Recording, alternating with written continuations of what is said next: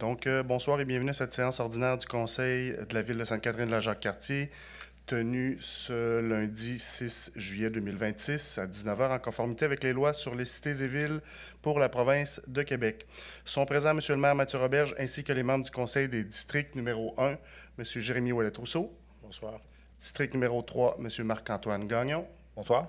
District numéro 4, M. David Milot. Bonsoir. Et district numéro 6, M. Martin Chabot. Bonsoir. Tous membres du Conseil et formant quorum sous la présidence de M. Mathieu Roberge, maire. La directrice générale adjointe et trésorière, Mme Julie Cloutier, Bonsoir. également présente, ainsi que l'assistante greffière, Mme Mélanie Côté, ainsi que la directrice adjointe à l'urbanisme, Mme Rosalie Laroche. Donc, bonsoir à tous. Point numéro 1, ouverture de l'ordre du jour, adoption de l'ordre du jour, M. Milot. Oui, donc je propose d'adopter l'ordre du jour tel qu'il a été présenté. On procède au vote. District 1, M. Ouellet-Rousseau. Oui. District 3, M. Gagnon. Oui. District 6, M. Chabot. Oui. C'est adopté. Point numéro 3, adoption du procès-verbal. 3.1, adoption du procès-verbal de la séance ordinaire du 1er juin 2026. M. Milot. Oui, merci. Donc, je propose d'adopter le procès-verbal de la séance du 1er juin 2026 comme il a été déposé.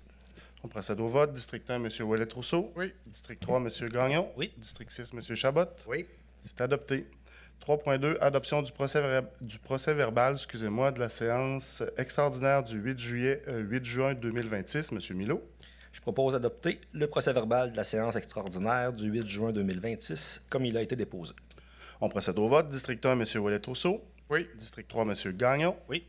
Et District 6, M. Chabot. Oui. Merci. Point 4, première période de questions. Avant de vous donner le droit de parole, j'aimerais répondre aux questions qui nous ont été posées lors de la dernière séance auxquelles on n'avait pas les réponses. J'ai les réponses devant moi. Donc, question numéro 1, et vous excuserez ma voix, tout le monde ici, je suis un petit peu malade, donc c'est ça. Question numéro 1, pouvez-vous expliquer le processus de gestion des plaintes, l'attribution des numéros de référence, l'application de la réglementation, l'émission des constats et le suivi effectué? Donc, notre réponse est la suivante. La Ville applique un processus interne de réception d'analyse et de suivi des plaintes. Chaque signalement est consigné, analysé selon les règlements applicables et traité par les services concernés. Lorsque les faits le justifient, la Ville peut intervenir par avis, demande de correction ou constat d'infraction selon la preuve disponible et les pouvoirs prévus à sa réglementation. Question numéro 2. Combien de signalements ont été reçus?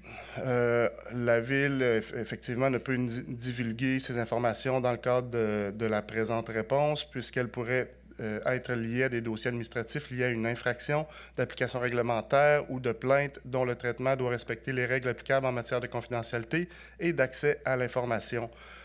C'est la même réponse pour la question numéro 3 qui était combien d'infractions ont été constatées? Question numéro 4. Quel article a été invoqué?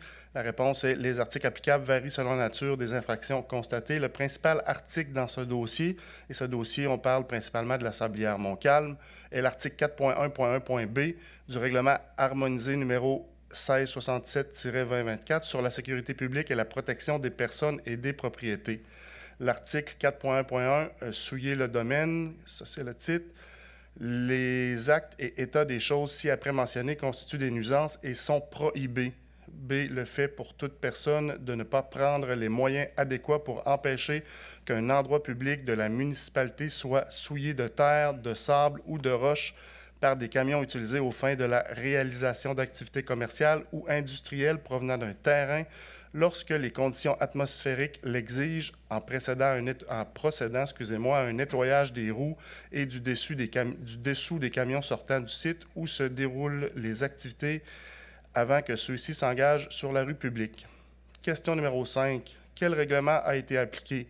Le règlement numéro 1667, dont on vient de parler, -2024, est appliqué par la Ville et le Code de la sécurité routière par la Sûreté du Québec. Quels montants d'amende ont été imposés, qui était la question numéro 6? La réponse est ceux prévus au règlement pour une personne morale pour une première infraction, 600 $ plus les frais. Les montants sont doublés en cas de récidive. Question numéro 7. Les amendes sont-elles dissuasives et proportionnelles pour des compagnies de camionnage Nous pensons que oui, puisque le propriétaire est en train d'évaluer les mesures correctives à mettre en place, et il faut comprendre que des délais sont nécessaires. Question numéro 8. Le règlement est-il appliqué au maximum de sa portée? La Ville applique ces règlements dans les limites de ses pouvoirs et des éléments de preuve disponibles. Question numéro 9. La gestion des plaintes devrait-elle se faire au quotidien? La réponse est le traitement des plaintes fait partie des activités courantes de l'administration municipale. La question numéro 10. Y a-t-il un suivi systématique des plaintes? Oui, les signalements font l'objet d'un traitement et d'un suivi selon leur nature et leur complexité. Question numéro 11. Les camions sont-ils tous nettoyés? À notre connaissance, la réponse est à notre connaissance à ce jour, il n'y a pas d'équipement de nettoyage des roues des camions efficace sur le site. Question numéro 12. Y a-t-il un nettoyage incessant des voies publiques? La réponse est des opérations de nettoyage sont réalisées par le propriétaire de la sablière lorsque les conditions le nécessitent. Question 13. Les fossés seront-ils nettoyés? La réponse est les travaux de nettoyage et de réparation des fossés et des accotements sur la route ont été réalisés par le propriétaire de la sablière Montcalm le ou vers le 1er juillet à la satisfaction du service des travaux publics de la Ville.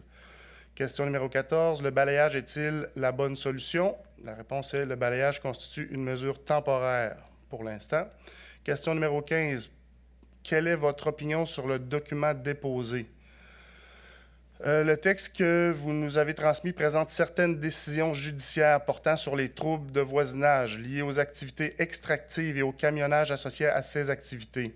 Il met en lumière le fait que, dans une certaine circonstance, les tribunaux peuvent reconnaître que des nuisances telles que le bruit, la poussière, les vibrations ou la circulation intensive de camions peuvent constituer des inconvénients anormaux pour les citoyens. Je trouve ce document pertinent puisqu'il rappelle l'importance de concilier le développement économique, les activités autorisées sur le territoire et la qualité de vie des résidents. Il souligne également que chaque situation doit être évaluée selon ses faits particuliers et dans le respect du cadre légal applicable. Ceci étant dit, cet article est une chronique juridique générale et non un avis portant spécifiquement sur la situation de notre municipalité. La Ville continue d'exercer ses responsabilités en matière d'application réglementaire, de traitement des plaintes et de suivi des dossiers qui relèvent de sa compétence. Soyez assurés que les préoccupations soulevées par les citoyens relativement aux nuisances sont prises au sérieux et que nous poursuivons nos démarches afin de favoriser un équilibre entre les activités exercées sur notre territoire et le bien-être des résidents. Donc, ça met fin aux réponses des citoyens lors de la dernière assemblée. Maintenant, avez-vous des questions? Parfait, on va passer au point suivant, administration générale, 5.1, lecture du certificat des personnes habiles à voter, règlement numéro 1713-2026, décrétant une dépense et un emprunt de 64 000 $ pour les honoraires professionnels reliés à la préparation de divers projets d'infrastructure. Mélanie, lecture.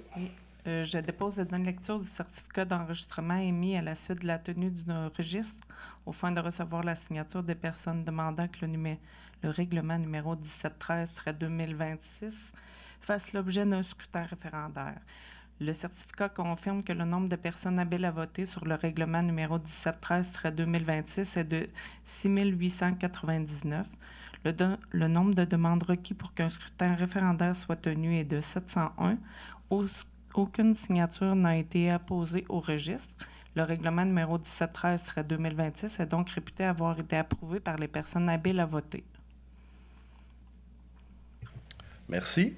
5.2, lecture du certificat des personnes habiles à voter, règlement numéro 1716-2026, décrétant une dépense de 1 110 000 et un emprunt de 504 000 $ pour la construction d'une nouvelle conduite d'amener et l'acquisition d'une génératrice à l'usine d'eau potable de Duchesnay. Mélanie, lecture. Oui, je dépose la lecture du certificat d'enregistrement émis à la suite de la tenue d'un registre afin de recevoir la signature des personnes demandant que le règlement numéro 1716 17-2026 fasse l'objet d'un scrutin référendaire. Le certificat confirme que le nombre de personnes habiles à voter sur le règlement numéro 1716-2026 est de 4 242. Le nombre de demandes requis pour qu'un scrutin référendaire soit tenu est de 435. Aucune signature n'a été apposée au registre. Le règlement numéro 1716-2026 est donc réputé avoir été approuvé par les personnes habiles à voter. Merci. 5.3, lecture du certificat des personnes habiles à voter, règlement numéro 1717-2026, décrétant une dépense et un emprunt de 52 000 pour la réfection des conduites d'égouts, rue des Cèdres et de la Sapinière. Mélanie, lecture. Oui, je dépose et donne lecture du certificat d'enregistrement émis à la suite de la tenue d'un registre aux fins de recevoir la signature des personnes demandant que le règlement numéro 1717-2026 fasse l'objet d'un scrutin référendaire. Le certificat confirme que le nombre de personnes habiles à voter sur le règlement numéro 1717-2026 est de 3 979. Le nombre de demandes requis pour qu'un scrutin référendaire soit tenu est de 409. Aucune signature n'a été apposée. Le règlement numéro 1717-2026 est donc réputé avoir été approuvé par les personnes habiles à voter. Merci. 5.4, avis de motion et dépôt du projet de règlement concernant l'entretien des chemins privés par la Ville. Monsieur Jérémy Ouellet-Rousseau. Conformément à l'article 356 de la loi sur les cités et villes, je donne avis de motion qu'il sera soumis pour adoption lors d'une séance ultérieure un projet de règlement concernant l'entretien des chemins privés par la Ville. De plus, je dépose le projet de règlement numéro APR-433-2026. Merci. 5.5, avis de motion et dépôt d'un projet de règlement décrétant une dépense et un emprunt de 1 110 000 pour la réfection de la structure de voirie et l'élargissement des accotements d'une partie de la route Saint-Denis-de-Garneau. Monsieur Ouellet-Rousseau. Conformément à l'article 356 de la loi sur les cités et villes, je donne avis de motion qu'il sera soumis pour adoption lors d'une séance ultérieure un projet de règlement décrétant une dépense et un emprunt de 1 100 000 pour la réfection de la structure de voirie et l'élargissement des accotements d'une partie de la route Saint-Denis-de-Garneau. De plus, je dépose le projet de règlement numéro APR-440-2026. Merci. 5.6, avis de motion et dépôt d'un projet de règlement modifiant le règlement numéro 1664-2024 afin de retirer une partie des travaux à exécuter et de réduire le montant de l'emprunt d'une somme de 200 000 Monsieur Marc-Antoine Gagnon. Oui. Je vais l'envoyer à Martin Chabot. Oui. Alors, conformément à l'article 356 de la loi sur les cités et villes, je donne avis de motion qui sera soumis pour adoption lors d'une séance ultérieure un projet de règlement modifiant le règlement numéro 1664-2024 afin de retirer une partie des travaux exécutés et de réduire le montant de l'emprunt d'une somme de 200 000 De plus, je dépose le projet de règlement numéro APR-439-2026. Merci. 5.7, adoption du règlement numéro 1719-2026 sur la gestion contractuelle. Monsieur Chabot. Merci. Alors, attendu qu'il y ait un avis de motion. Désolé, Monsieur Chabot, on va passer à la lecture du résumé par Mme Mélanie. Oui, l'objet du règlement numéro 1719-2026 est de prévoir les règles relatives à l'attribution de tout contrat octroyé par la Ville, mais notamment pour ceux dont la dépense est de 25 000 jusqu'au seuil obligeant la procédure ouverte établie par le gouvernement, soit 139 000 actuellement. Ce règlement remplace le règlement numéro 1434-2018. Plusieurs modifications ont été apportées entre le projet de règlement déposé le 1er juin et la version soumise pour adoption ce soir. Celle-ci ne change toutefois pas l'objet du règlement et vise essentiellement à apporter des précisions quant à la compréhension du règlement. Ces modifications portent principalement sur l'adaptation du vocabulaire lié à l'octroi des contrats en fonction de la nouvelle loi, sur des ajustements de titres, de chapitres et d'articles, ainsi que sur diverses précisions visant à clarifier l'interprétation. Outre ces corrections, les modifications sont la marge préférentielle de 5 à 10 % pour l'acquisition responsable des contrats de gré à gré prévue à l'article 26, qui est modifié de 1 à 10 %, Des articles concernant les sanctions ont été ajoutés pour différentes personnes touchées par le règlement de gestion contractuelle, soit les employés, les membres du conseil, les soumissionnaires et les fournisseurs, et ce, afin de réitérer les sanctions déjà prévues à ce titre par les articles 125 à 134 de la Loi sur les contrats des organismes municipaux. Ce règlement entrera en vigueur à la suite de son adoption par le conseil municipal et de la publication d'un avis de promulgation. Merci. Alors, M. Chabot, c'est à votre tour. Merci. Alors, attendu qu'un avis de motion de la présentation du présent règlement a été donné lors de la séance ordinaire de ce conseil tenue le 1er juin 2026, attendu que le projet de règlement numéro APR 432-2026 a été déposé lors de cette même séance, attendu que Mme Mélanie Côté, assistante greffière, a précisé l'objet du règlement et les modifications qui ont été apportées entre le projet et le présent règlement, attendu les procédures prévues à l'article 356 de la Loi sur les cités et villes ont été respectées. Alors, je propose que ce conseil adopte le règlement numéro 1719-2026 sur la gestion contractuelle. On procède au vote. District 1, M. Ouellet-Rousseau. Oui. District 3, M. Gagnon. Oui. District 4, M. Milot. Oui. Merci, c'est adopté. 5.8, motion de félicitations, départ à la retraite. M. Gagnon. Oui. Alors, attendu que Mme Manon Germain a commencé à travailler à la ville de Sainte-Catherine-Jacques-Cartier en 1988 et qu'elle a occupé quelques postes avant de se consacrer à son emploi de commis au compte payable. Entendu que M. Yvon Martel a été embauché par la ville de Sainte-Catherine-Jacques-Cartier en 2008 à titre de préposé à l'entretien ménager au sein de l'équipe de la division Parc et Bâtiments. Entendu que Mme Christine Delisle a été embauchée en 2010 à titre de secrétaire réceptionniste occasionnel afin de se joindre en 2011 à l'équipe du service des loisirs à titre d'employé régulière. Entendu qu'au cours de leur carrière respective, ils ont contribué avec professionnalisme, engagement et dévouement à la réalisation de la mission de la ville et à la qualité des services offerts à la population. Entendu que Mme Germain a consacré près de 38 années au service de la trésorerie, où sa rigueur, sa fiabilité et son sens du service ont été grandement appréciés par ses collègues, les gestionnaires et les citoyens. Entendu que M. Martel a consacré près de 18 années à l'entretien et à la préservation des bâtiments municipaux, assurant avec diligence et constance la qualité, la propreté et le bon état des installations fréquentées par les employés et les citoyens. Entendu que Mme Delisle a consacré plus de 15 années au sein du service des sports, loisirs, culture et vie communautaire, où son professionnalisme, sa disponibilité et son dévouement ont contribué au dynamisme du service et à la satisfaction des citoyens. Entendu que le rapport au fil des ans a contribué au bon fonctionnement de l'administration municipale et au maintien des services de qualité à la population. Entendu que leur loyauté, leur professionnalisme et leur souci du travail bien fait ont laissé une empreinte durable et positive au sein de l'organisation. Entendu qu'ils ont quitté leur fonction pour profiter d'une retraite pleinement méritée après de nombreuses années de service au bénéfice de la collectivité. Entendu le rapport de Mme Andréane Tardy, conseillère en ressources humaines, en date du 16 juin 2026. Je propose que le conseil municipal remercie chaleureusement Mme Manon Germain, M. Yvon Martel ainsi que Mme Christine Delisle pour leur année de service dévoué et pour leur précieuse contribution à la ville de Sainte-Catherine-Jacques-Cartier. Et de plus que cette résolution témoigne de leur profonde reconnaissance du conseil municipal à l'égard de leur engagement, de leur loyauté, de leur précieuse contribution au développement et au bon fonctionnement de l'organisation municipale. Finalement, que la présente résolution soit transmise à Mme Manon Germain, M. Yvon Martel ainsi qu'à Mme Delisle, au nom du conseil municipal, de l'administration municipale et de l'ensemble de la population avec les meilleurs vœux de santé, de bonheur et d'épanouissement pour cette nouvelle étape de leur vie. Donc, avant de procéder au vote, Mme Germain, 38 ans de service, M. Martel, 18 ans de service et Mme Delisle, 15 ans de service. En mon nom personnel et celui du conseil municipal, félicitations. Oui, messieurs, on peut leur donner une main d'applaudissement. Merci. On procède au vote. District 1, M. Ouellet-Rousseau. Oui.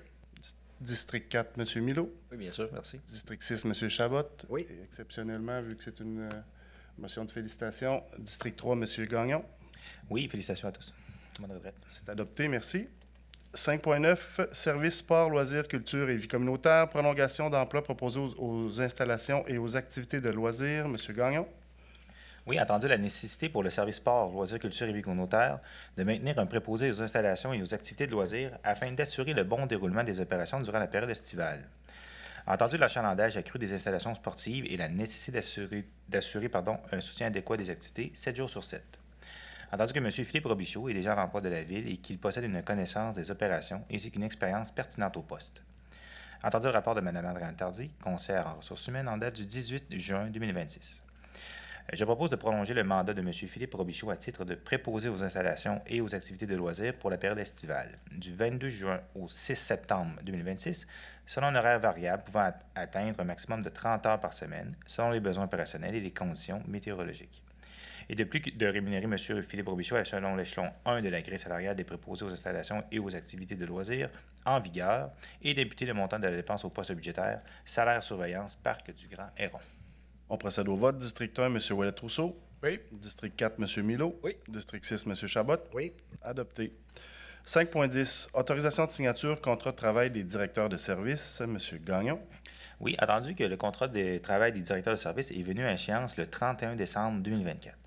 Entendu que des rencontres entre le comité de négociation et les employés concernés ont conduit les parties à un accord de principe pour un nouveau contrat de travail couvrant les années 2025 à 2029 inclusivement, comme indiqué à la résolution numéro 234-2026 adoptée le 1er juin 2026. Entendu le rapport de M. Martin Carreau, directeur général, en date du 25 juin 2026. Je propose d'autoriser M. Mathieu Roberge, maire, et M. Martin Carreau, directeur général, à procéder à la signature du contrat de travail des directeurs de service pour les années 2025 à 2029 inclusivement. Également d'autoriser la trésorière à procéder au versement de toutes les sommes rétroactives qui y sont prévues. Merci. On procède au vote. District 1, M. Ouellet-Rousseau. Oui. District 4, M. Milo. Oui. District 6, M. Chabot. Oui. C'est adopté.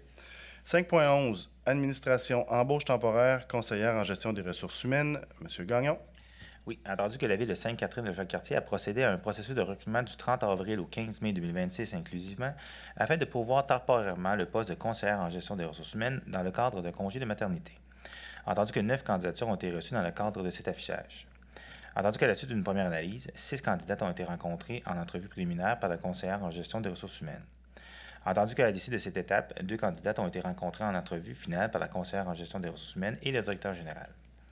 Entendu que la candidature de Mme Luna Rollet s'est démarquée par la qualité de son parcours, ses compétences et son adéquation entre les besoins du poste.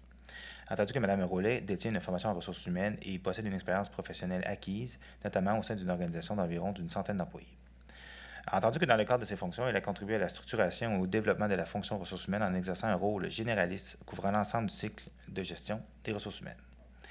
Entendu que Mme Luna Rollet a débuté ses fonctions le 25 juin 2026 afin d'assurer une période de transition avec la conseillère en gestion des ressources humaines en poste, laquelle quittera ses fonctions le 17 juillet 2026.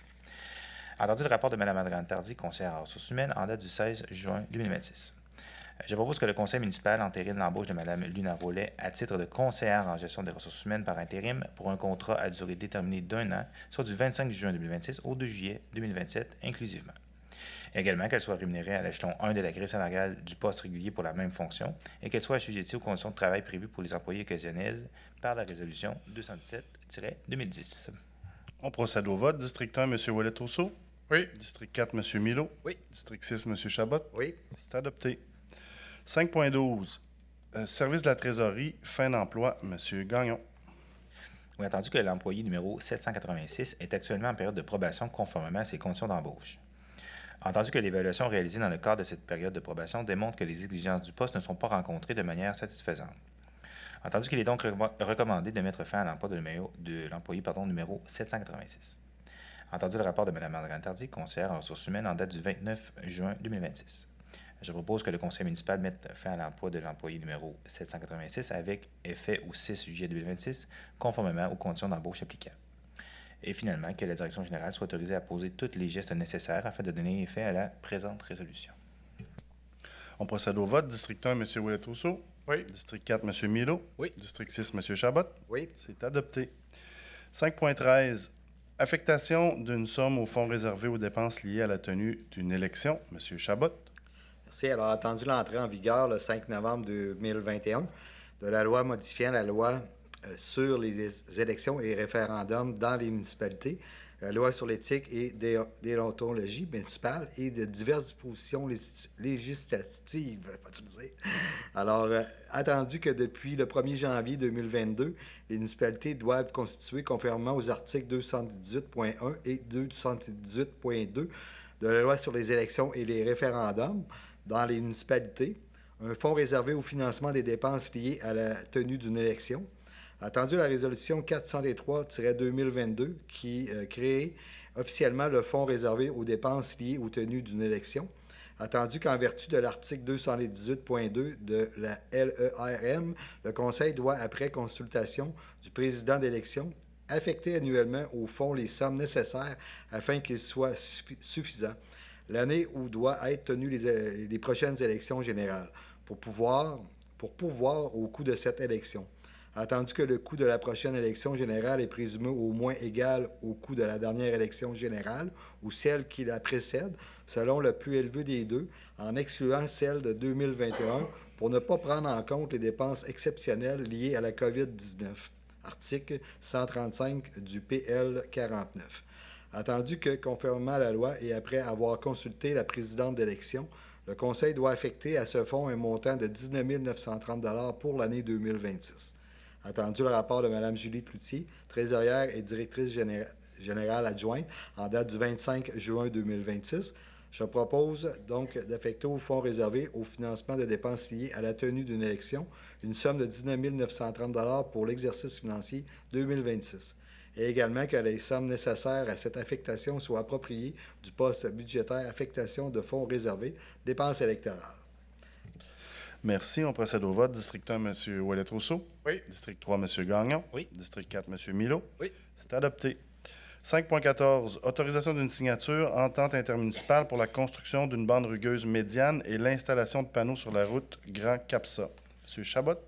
Merci. Alors, attendu la disposition des articles 408 et 408.9 de la loi sur les cités et villes autorisant les parties à conclure une entente relativement à tout ou en partie d'un domaine relevant de leurs compétences.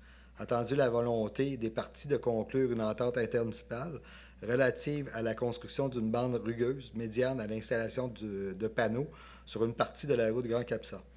Attendu que le coût des travaux évalué approximativement à 3 000 $ plus taxes, attendu que le projet d'entente intermunicipale a été soumis aux élus pour étude et approbation, attendu que le rapport de M. Martin Carreau, directeur général en date du 18 juin 2026, je propose que ce conseil autorise M. Martin Carreau, directeur général, à signer l'entente intermunicipale avec la ville de Saint-Augustin-de-Desmaures pour la construction d'une bande rugueuse médiane et l'installation de panneaux sur une partie de la route Grand Capsa, et également d'autoriser une dépense de 3 000 $ plus taxes pour permettre les réalisations des travaux et finalement d'imputer la dépense au poste budgétaire maintenance pavage après une appropriation de l'excédent de fonctionnement non affecté du même montant. Merci. On procède au vote. District 1, M. Ouellet-Rousseau. Oui. District 3, M. Gagnon. Oui. Et District 4, M. Milo. Oui. C'est adopté. 5.15. Approbation du rapport financier de l'Office municipal d'habitation et paiement de 10 % du déficit. M. Milo. Donc oui, attendu le dépôt du rapport financier vérifié pour pour l'année 2025 de l'Office municipal d'habitation du Grand Port-Neuf, indiquant des revenus de 105 178 $ et des charges de 200 249 $, laissant un déficit de 95 071 $. Attendu que 10 % du déficit de l'Office municipal d'habitation est payable par la municipalité, attendu le rapport de Mme Julie Cloutier, trésorière et directrice générale adjointe en date du 3 juillet 2026, je propose d'approuver le rapport financier audité pour l'année 2025 de l'Office municipal d'habitation du Grand Port-Neuf et d'autoriser la trésorière et directrice générale adjointe à verser la somme de 9 507,20 $, représentant 10 % du déficit annuel de l'OMH imputé au poste budgétaire provision déficit HLM. De plus, d'autoriser le versement de la contribution de la Ville pour la période de janvier à décembre 2025 dans le cadre du programme de supplément au loyer organisme au montant de 5 990,11 $ et de 781,24 $ pour le programme de supplément au loyer privé imputé au poste provision déficit HLM. De plus, d'autoriser le versement d'une avance de 60 % sur la quote-part de l'année 2026. Le montant de 6 568,36 $ sera imputé au poste budgétaire déficit HLM. La contribution du programme de supplément au loyer organisme de 3 946,08 sous sera imputée au poste budgétaire programme de supplément au loyer, de même que la contribution au programme de supplément au loyer privé au montant de 744,31 $. Merci. On procède au vote. District 1, M. Ouellet-Rousseau. Oui. District 3, M. Gagnon. Oui. Et District 6, M. Chabot. Oui. Adopté. 5.16, renouvellement de l'entente de gestion programme de supplément au loyer. Monsieur Milo. Attendu que l'entente de gestion du programme de supplément au loyer du Québec doit être renouvelée. Attendu le rapport de Mme Julie Cloutier, trésorière et directrice générale adjointe en date du 30 septembre 2026. Je propose que le conseil municipal de la ville de Sainte-Catherine de Jacques-Cartier renouvelle l'entente avec la Société d'habitation du Québec pour la gestion du programme supplément au loyer du Québec en confirmant sa participation financière ainsi que son accord sur la gestion de l'Office municipal d'habitation du Grand Port-Neuf. Aussi que M. Mathieu Roberge, maire, et M. Martin Carreau, directeur général, soient autorisés à signer pour et au nom de la ville de Sainte-Catherine de la Jacques-Cartier l'entente de gestion du programme de supplément au loyer avec la Société d'habitation du Québec. On procède au vote. District 1, M. Ouellet-Rousseau. Oui. District 3, M. Gagnon. Oui. District 6, M. Chabot. Oui. C'est approuvé. 5.17, programme de transfert pour les infrastructures d'eau et collectives du Québec, la TEC 2024-2026. Dépôt de la liste des travaux admissibles à effectuer à l'intérieur des années du programme. Monsieur Milo. Merci. Attendu que la ville de Sainte-Catherine de la Jacques-Cartier a pris connaissance du guide relatif aux modalités de versement de la contribution gouvernementale dans le cadre du programme de transfert pour les infrastructures d'eau et collectives du Québec pour les années 2024 à 2028. Attendu que la ville doit respecter les modalités de ce guide qui s'applique à elle pour recevoir la contribution gouvernementale qui lui a été confirmée dans une lettre de la ministre des Affaires municipales et de l'Habitation.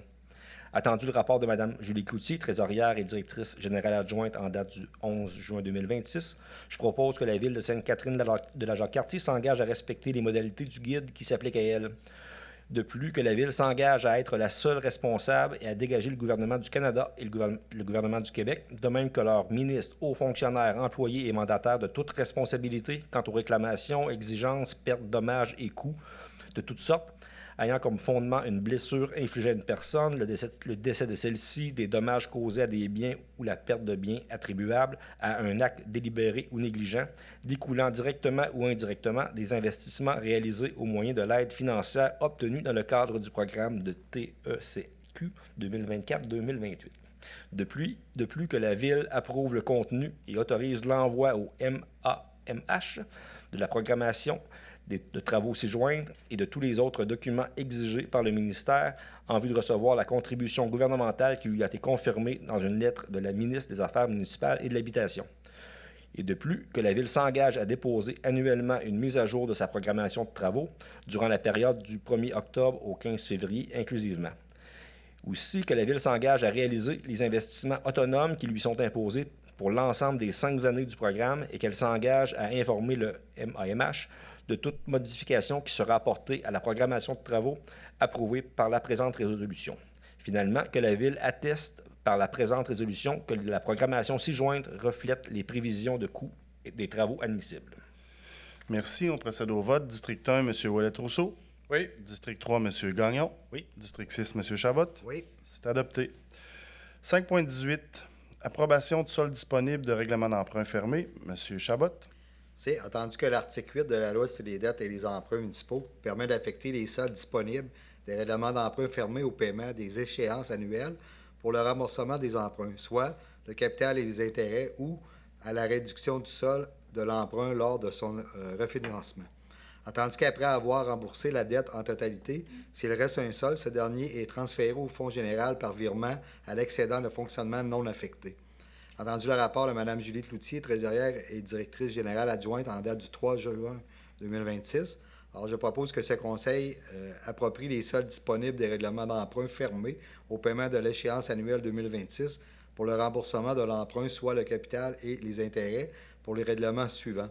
Alors, 82-44 pour règlement 1428-2018, 9608 et 72 règlement 1517-2022, 351 et 85 règlement 1599-2023, 621 et 110 règlement 1651-2024 et 4994 règlement 1674-2024. Et aussi que ce conseil approprie les soldes disponibles des règlements d'emprunt fermés à la réduction du solde de l'emprunt lors de son refinancement pour les règlements suivants. 54 et 1 pour règlement 1358-2016, 34 et 58 règlement 1403-2019, 96 et 15 règlement 1464-2019 et 41-50 règlement 1507-2020. Merci. On procède au vote. District 1, M. Ouellet-Rousseau. Oui. District 3, M. Gagnon. Oui. District 4, M. Milot. Oui. C'est adopté. 5.19. Affectation d'une partie de l'excédent de fonctionnement. M. Chabot.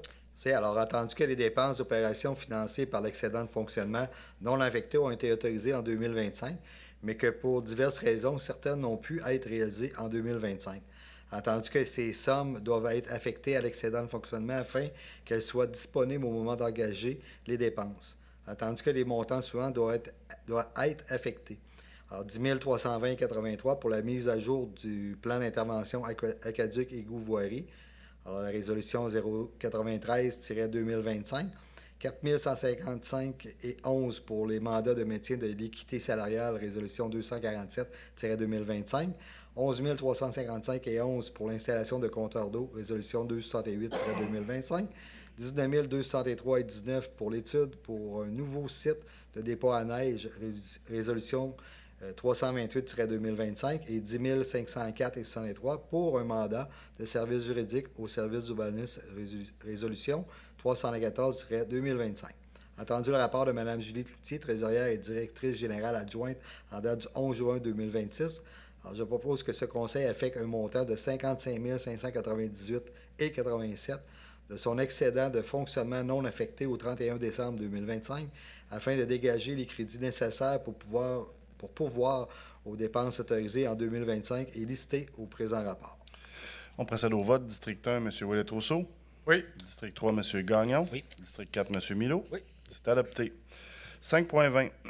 Appui à une demande d'exemption municipale pour la certification en arboriculture. M. Gagnon. Oui. Entendu que depuis le 8 juin 2026, les travaux d'arboriculture sont assujettis à une obligation de qualification par l'obtention du certificat en arboriculture, travaux au sol, c'est après le certificat, conformément à l'article 312-103 du règlement sur la santé et la sécurité du travail. Entendu que l'entrée en vigueur de cette obligation a été rendue publique le 2 février dernier.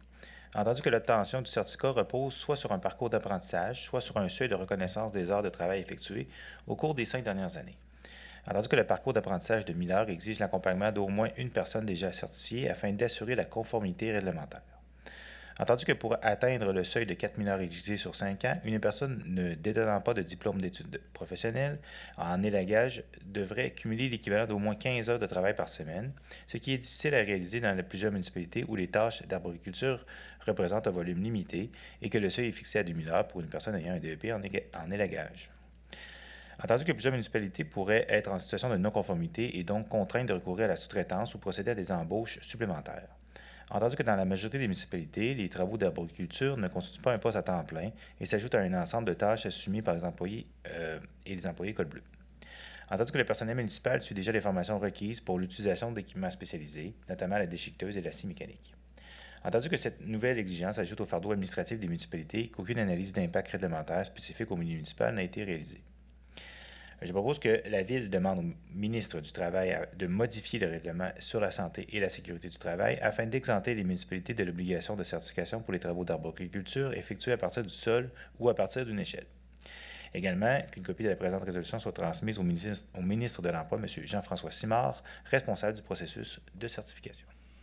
Merci. On procède au vote. District 1, M. Ouellet-Rousseau. Oui. District 4, M. Milot. Oui. District 6, M. Chabot. Oui. C'est adopté. 5.21. Autorisation de signature et octroi de mandat servitude d'utilité publique en faveur de Bell et Hydro-Québec sur les rues Clément-Paquette et Laurent-Marcotte. Monsieur Milot.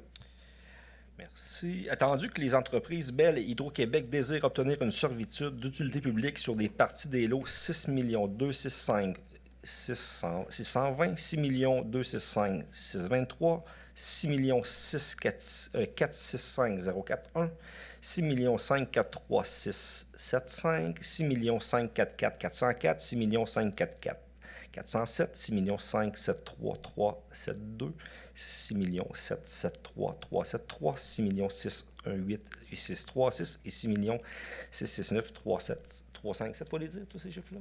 T'es obligé? Oui.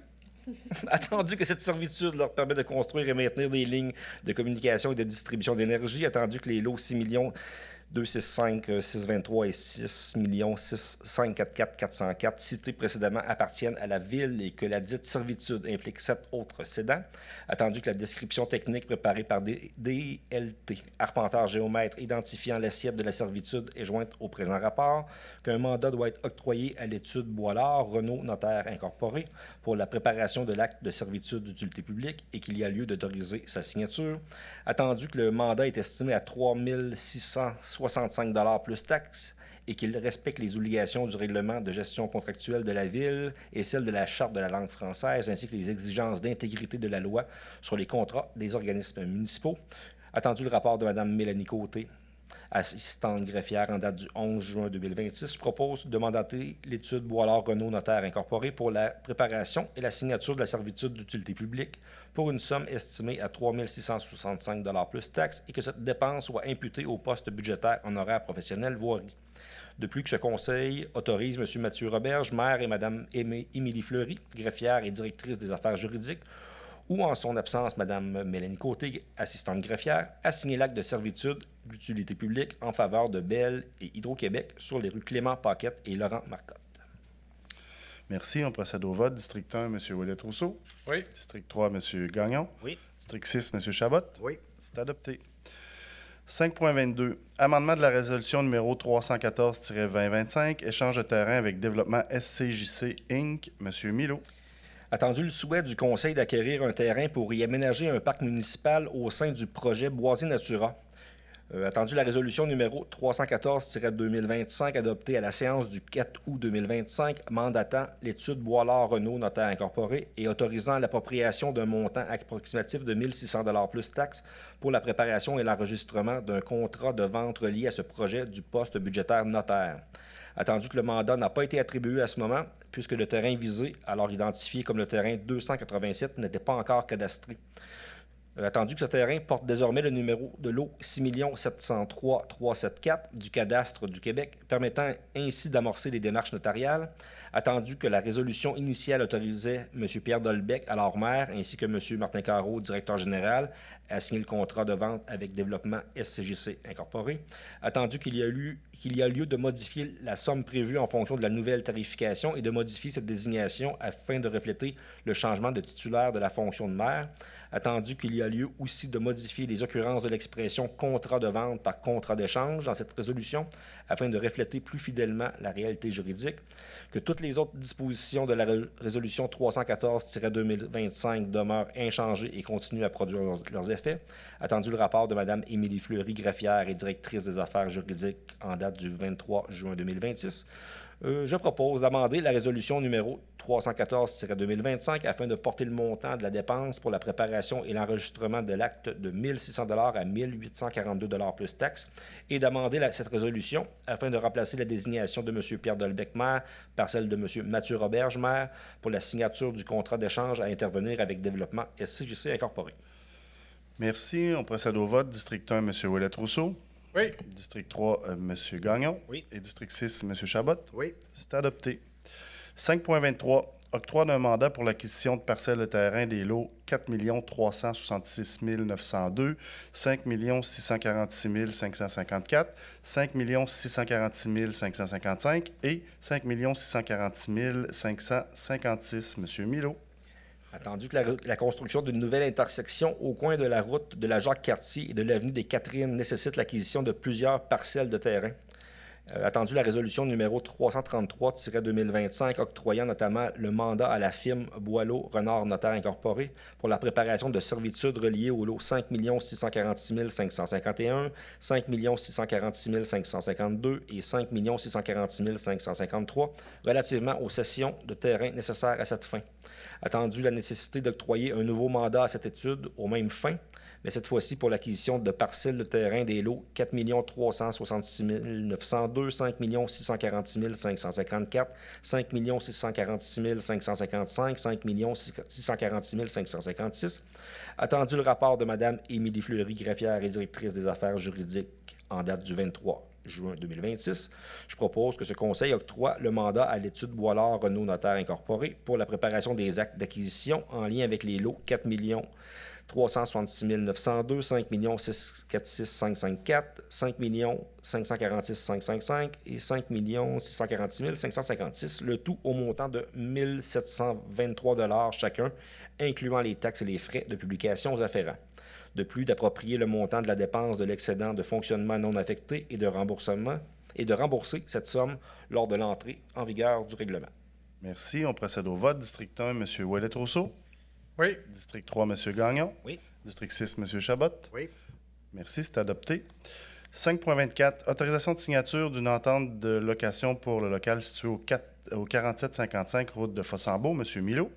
Attendu la résolution 426-2025 par laquelle le Conseil a autorisé Mme Isabelle Bernier, alors greffière et directrice des affaires juridiques, à signer une proposition d'entente avec la Société québécoise des infrastructures pour la location du local situé au 4755 route de Fossambeau, que la proposition dûment signée a été transmise à la Société québécoise des infrastructures le 3 décembre 2025, qu'il est maintenant requis d'obtenir une résolution autorisant la signature de l'entente officielle de location afin de permettre la poursuite du processus, que l'entente préparée par la Société québécoise des infrastructures a été soumise aux membres du Conseil pour étude et approbation.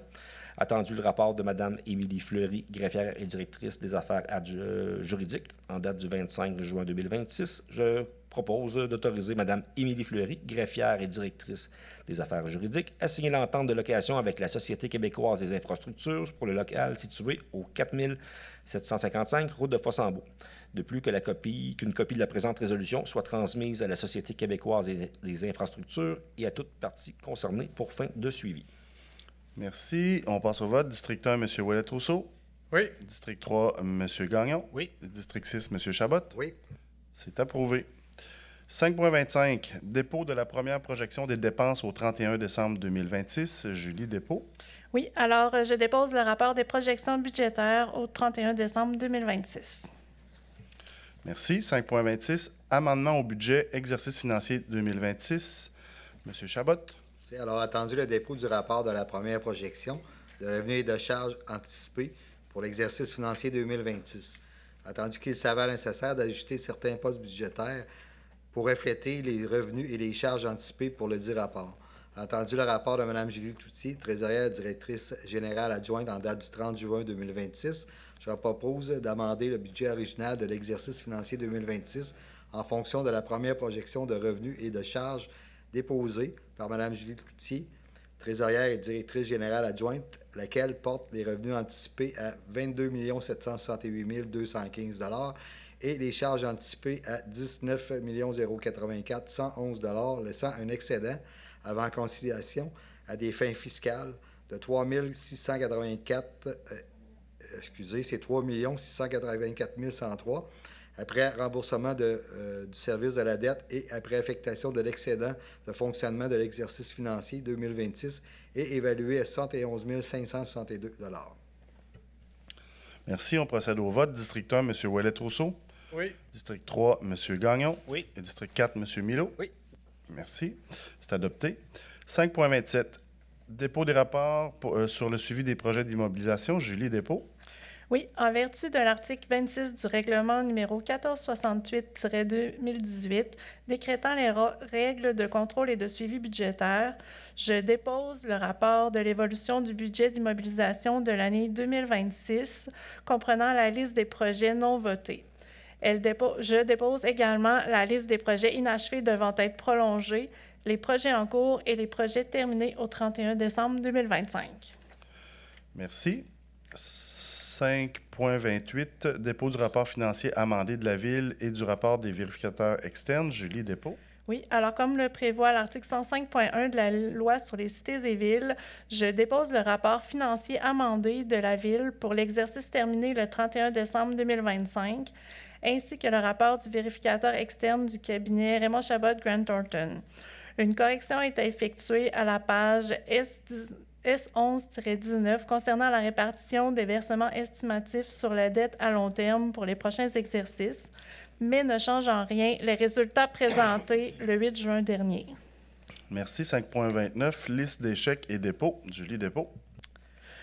Je dépose la liste des chèques et dépôts pour la période se terminant le 30 juin 2026, laquelle totalise la somme de 1 548 946,29 $. Merci. 5.30, dépôt de la liste des engagements financiers. Julie Despaux. Je dépose la liste des engagements financiers pour la période se terminant le 2 juillet 2026, laquelle comprend 302 commandes pour un montant de 444 308,79 $. Merci. 6, aménagement, urbanisme et développement. 6.1, demande de dérogation mineure, 15 rue des étudiants. Rosalie, explication, s'il vous plaît.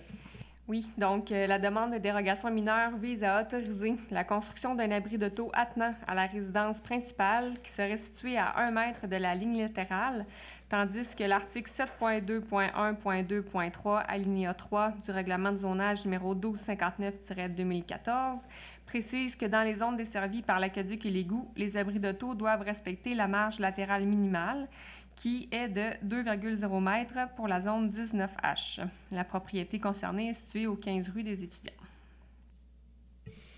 Merci. On procède à la consultation. Parfait. On va passer à la lecture de la résolution. Monsieur Chabot. C'est alors attendu la demande de dérogation mineure déposée pour la propriété sise au 15 rue des étudiants visant à autoriser la construction d'un abri d'auto attenant à la résidence qui serait située à 1 mètre de la ligne latérale. Attendu que la propriété est située dans la zone 19H.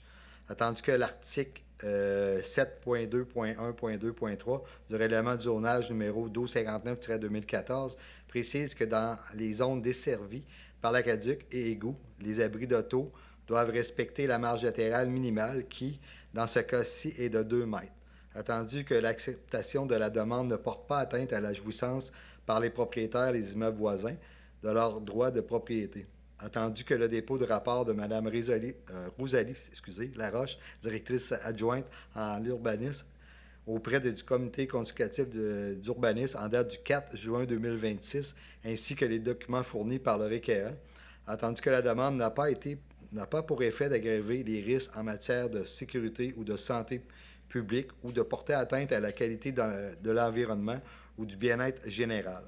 Attendu que l'application du règlement a pour effet de causer un préjudice sérieux aux demandeurs, car l'emplacement du poteau de soutien nuit à la fonctionnalité du stationnement. Attendu que les objectifs du plan d'urbanisme sont respectés et que la demande est faite de bonne foi. Attendu que la demande de dérogation mineure porte sur 1 mètre, ce qui, dans le contexte, est jugé comme étant mineur. Attendu la recommandation du comité consultatif d'urbanisme dans l'extrait CC-46-2026. Attendu le rapport de Mme Rosalie Laroche, directrice adjointe à l'urbanisme, en date du 18 juin 2026. Attendu que le Conseil a attendu les personnes qui désiraient s'exprimer sur la demande. Alors, je propose d'accorder la dérogation mineure visant la construction d'un abri d'auto attenant situé à 1 mètre de la ligne latérale pour la propriété située au 15 rue des étudiants. Merci. On procède au vote. District 1, M. Ouellet-Toussault. Oui. District 3, M. Gagnon. Oui. Et District 4, M. Milot. Oui. Merci. C'est adopté. 6.2, demande de dérogation mineure 56, route de la Jacques-Cartier. Rosalie, explication.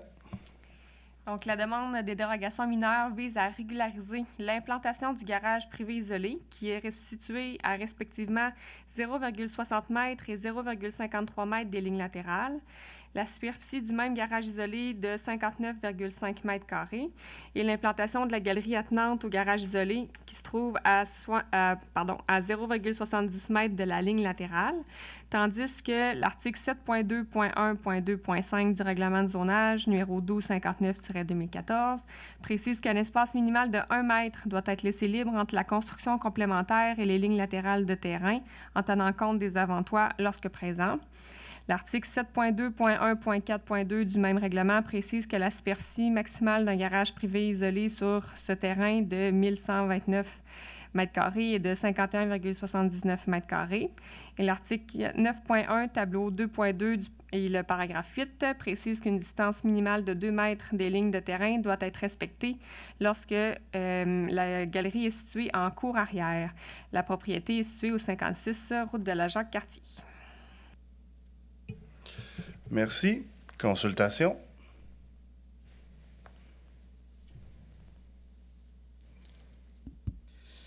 Bonsoir, M. Noir. Bonsoir, Mesdames, Messieurs. Je tiens d'abord à vous remercier de me permettre de m'exprimer ce soir. Je comprends l'importance des règlements municipaux et je reconnais que certaines situations sur ma propriété nécessitent aujourd'hui une régularisation. Excusez-moi. Je cherchais aucunement à me soustraire de mes responsabilités, mais plutôt à vous expliquer le contexte dans lequel les travaux ont été réalisés et vous démontrer qu'ils ont été faits de bonne foi sans causer de préjudice à qui que ce soit. Concernant l'implantation du garage, celui-ci est situé à environ 53 à 60 cm de la ligne latérale alors que la norme prévoit 1 mètre. Concrètement, il s'agit d'une différence de 40 à 47 cm. Du côté voisin, cette différence est très limitée. Il ne lui retire aucun usage, aucune intimité et aucune jouissance de son terrain. Puis on a une preuve écrite du voisin que ça ne le dérange pas. De l'autre côté de la propriété adjacente, c'est le bassin de rétention qui appartient à la ville. La clôture qui a été implantée environ à 1 mètre à l'intérieur de ce terrain depuis plusieurs années, depuis octobre 2021, c'est moi qui entretiens cette bande de terrain-là. Ainsi, si des modifications majeures étaient apportées au garage, ni la ville, ni le bassin de rétention, ni le voisin n'en retireraient un avantage concret. Concernant la superficie du garage, il est important de préciser que la dalle de béton a été réalisée à partir des repères physiques existants sur le terrain. Au moment de ces travaux, j'étais déployé en Lettonie, je n'avais pas de possibilité d'être présent pour vérifier les mesures. Le permis de construction a été délivré par la ville, mais aucun plan d'implantation détaillé n'a été exigé. Donc, les travaux ont été réalisés en utilisant les repères visibles sur le terrain, notamment la clôture qui était déjà existante. Excusez-moi. Les murs de garage ont ensuite été construits sur cette dalle. Ce n'est qu'à la suite de l'arpentage que nous avons découvert que la clôture, qui était supposée être mitoyenne, n'était pas située où elle aurait dû l'être, ce qui explique aujourd'hui la grosse écart observé quant à la superficie et aux distances. Dans le fond, la clôture est plus chez le voisin que prévu, donc elle est plus mitoyenne comme aurait été supposé dès le départ. Le dépassement ne résulte donc pas d'une volonté de construire un garage plus grand que permis, mais bien d'une erreur de référence découlant de la position de la clôture. Malgré cela, il s'agit toujours d'un garage résidentiel privé qui ne cause aucune nuisance et ne porte atteinte à aucun droit d'aucun voisin. Pour ce qui est de la galerie attenante, il est important de préciser qu'à l'origine, cette structure-là, c'était conçu comme, c'était pas un balcon, c'était un appentis. Lors de la construction du garage, j'ai simplement prolongé la toiture afin de créer un appentis pour abriter un véhicule. Ce n'est que plus tard que j'ai installé une porte patio au 2e étage pour procéder au déneigement l'hiver, ce qui a pour effet de rendre cet espace accessible. À l'époque, je croyais de bonne foi qu'un simple appentis était assujetti aux mêmes marges que le garage. Aujourd'hui, cette structure fait entièrement partie du bâtiment. Les poutres sont coulées dans le béton. La toiture est intégrée au garage et les murs ont une hauteur d'environ 16 à 20 pieds. Dans les faits, il n'est pas réaliste de simplement raccourcir le balcon de la toiture. Il faudrait démolir une partie importante de la structure, modifier ou reconstruire des murs, refaire une portion importante de la toiture et reconstruire l'ensemble. On ne parle donc pas ici d'un simple correctif, mais bien d'une démolition partielle du bâtiment. Malgré une intervention d'une telle ampleur, personne n'en retirerait un avantage concret. Le voisin ne gagnerait ni vue, ni intimité, ni enseignement, puis le bassin de rétention appartient à la ville, ne gagnerait rien non plus. La situation demeurerait essentiellement la même. Je tiens également à souligner que cette demande de dérogation est faite volontairement et en toute transparence. J'étais pleinement conscient, en déposant cette demande, que je m'exposais à la possibilité des correctifs très importants que puissent m'être imposés. Si mon intention avait été de contourner la réglementation, je n'aurais probablement jamais présenté cette demande, j'aurais simplement laissé la situation telle qu'elle. Au contraire, j'ai choisi de suivre le processus prévu par la Ville afin de régulariser la situation, parce que je considère que c'est la bonne façon de faire. Je reconnais aujourd'hui que certaines vérifications supplémentaires auraient dû être faites de ma part. Cependant, rien dans ce dossier n'a été fait dans le but de contourner la réglementation. Toutes les décisions ont été prises de bonne foi, avec la conviction que les travaux respectaient les normes applicables. Je comprends que les règlements existent pour assurer une cohabitation harmonieuse et protéger les citoyens. Cependant, dans ce dossier précis, j'ai de la difficulté à voir quel problème réel serait résolu par des interventions aussi importantes, alors qu'aucun voisin ne subit de préjudice et qu'aucun avantage tangible n'en découlerait. Je ne demande pas au Conseil d'ignorer la réglementation. Je vous demande simplement de considérer les circonstances particulières de ce dossier. Un permis municipal a été délivré, les travaux ont été réalisés de bonne foi. Aucun voisin ne subit de préjudice et les correctifs envisagés représenteraient une démolition partielle du bâtiment sans apporter de bénéfice réel à l'acte de l'activité. Je sollicite donc respectueusement votre appui afin d'accorder les dérogations demandées. Je vous remercie de votre temps, de votre écoute et bonne fin de soirée à vous. Merci. Merci.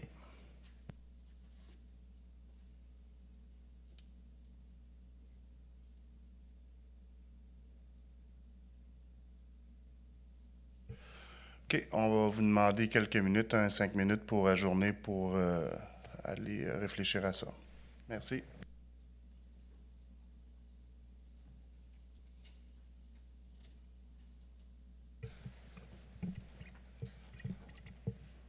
Parfait, donc on reprend. Merci pour l'exposé. Après délibération, pour ce soir, on va aller dans la même optique qu'on avait dès le départ, c'est-à-dire que ça va être négatif, la réponse ce soir. Par contre, c'est par souci d'équité avec les autres demandes qu'on a de ce genre. On veut être équitable envers tout le monde, tous les citoyens. Par contre, on va vous laisser voir avec l'administration. Il y a d'autres solutions pour vous qu'on va être prêt à regarder ensemble dans les prochaines semaines. Donc, on va passer à la lecture de la résolution. C'était M. Milot. Donc, attendu la demande de dérogation mineure déposée pour la propriété sise au 56 route de la Jacques-Cartier visant à régulariser l'implantation du garage isolé qui est situé respectivement à 0,6 mètres, à 0,60 mètres et 0,53 mètres des lignes latérales, alors que l'article 7.2.1.2.5 du règlement de zonage numéro 1259-2024 précise qu'un espace minimal de 1 mètre doit être laissé libre entre la construction complémentaire et les lignes latérales de terrain, en tenant compte des avant-toits lorsque présent.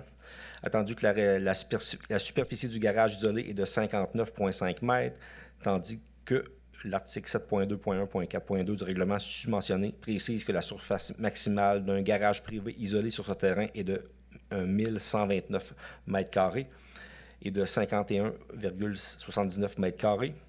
Attendu que la demande vise également à régulariser l'implantation de la galerie attenante au garage isolé qui se trouve à 0,70 mètres de la ligne latérale, alors que le précédent règlement précise à l'article 9.1 une distance minimale de 2 mètres des lignes lorsque située en cour arrière. Attendu le dépôt du rapport de Mme Rosalie Laroche, directrice adjointe à l'urbanisme, auprès du comité consultatif d'urbanisme en date du 4 juin 2026, ainsi que les documents fournis par le requérant. Attendu que l'acceptation de la demande ne porte pas atteinte à la jouissance par les propriétaires des immeubles voisins de leurs droits de propriété, puisque le voisin principalement concerné par la demande l'atteste dans une communication écrite. Attendu que la demande n'a pas pour effet d'aggraver les risques en matière de sécurité ou de santé publique ou de porter atteinte à la qualité de l'environnement ou au bien-être général. Attendu que l'application du règlement a pour effet de causer un préjudice sérieux au demandeur, car le garage peut difficilement être régularisé en apportant des modifications au bâtiment. Attendu que les objectifs du plan d'urbanisme sont respectés. Attendu qu'aucune demande de permis n'avait été faite pour la galerie et que le critère de bonne foi est remis en doute. Attendu que la demande de dérogation mineure porte pour le garage isolé sur 7,7 mètres pour la superficie et de 0,47 mètres pour la distance par rapport à la ligne latérale et que la galerie, quant à elle, porte sur 1,3 mètres de distance par rapport à la ligne latérale, ce qui, dans le contexte, est jugé comme étant majeur. Attendu la recommandation du comité consultatif d'urbanisme dans l'extrait CC-47-2026. Attendu le rapport de Mme Rosalie Laroche, directrice adjointe à l'urbanisme en date du 18 juin 2026. Attendu que le Conseil a entendu les personnes qui désiraient s'exprimer sur la demande, je propose de refuser la demande de dérogation mineure visant à régulariser le garage isolé et la galerie attenante à celle-ci, située sur la propriété sise au 56 route de la Jacques-Cartier. Merci. On procède au vote. District 1, M. Ouellet-Rousseau. Oui. District 3, M. Gagnon. Oui. District 6, M. Chabot. Oui. Merci. C'est adopté. 6.3, demande de dérogation mineure, 4624, route de Fossambeau. Rosalie, explication. Oui, donc la demande de dérogation mineure vise à autoriser la construction d'un bâtiment principal mixte ayant un coefficient d'emprise au sol de 56,3 %, tandis que l'article 6.1.1 du règlement de zonage numéro 1259-2014 précise pour la grille de spécification de la zone 137C que le coefficient d'emprise au sol est d'un maximum de 50 %. La propriété concernée est située au 4624 route de Fossambeau. Merci. On procède à la consultation.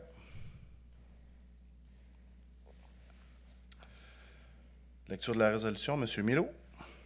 Merci. Attendu la demande de dérogation mineure déposée pour la propriété du 4624 route de Fossambeau visant à autoriser la construction d'un bâtiment principal à vocation mixte ayant un coefficient d'emprise au sol de 56,3 %.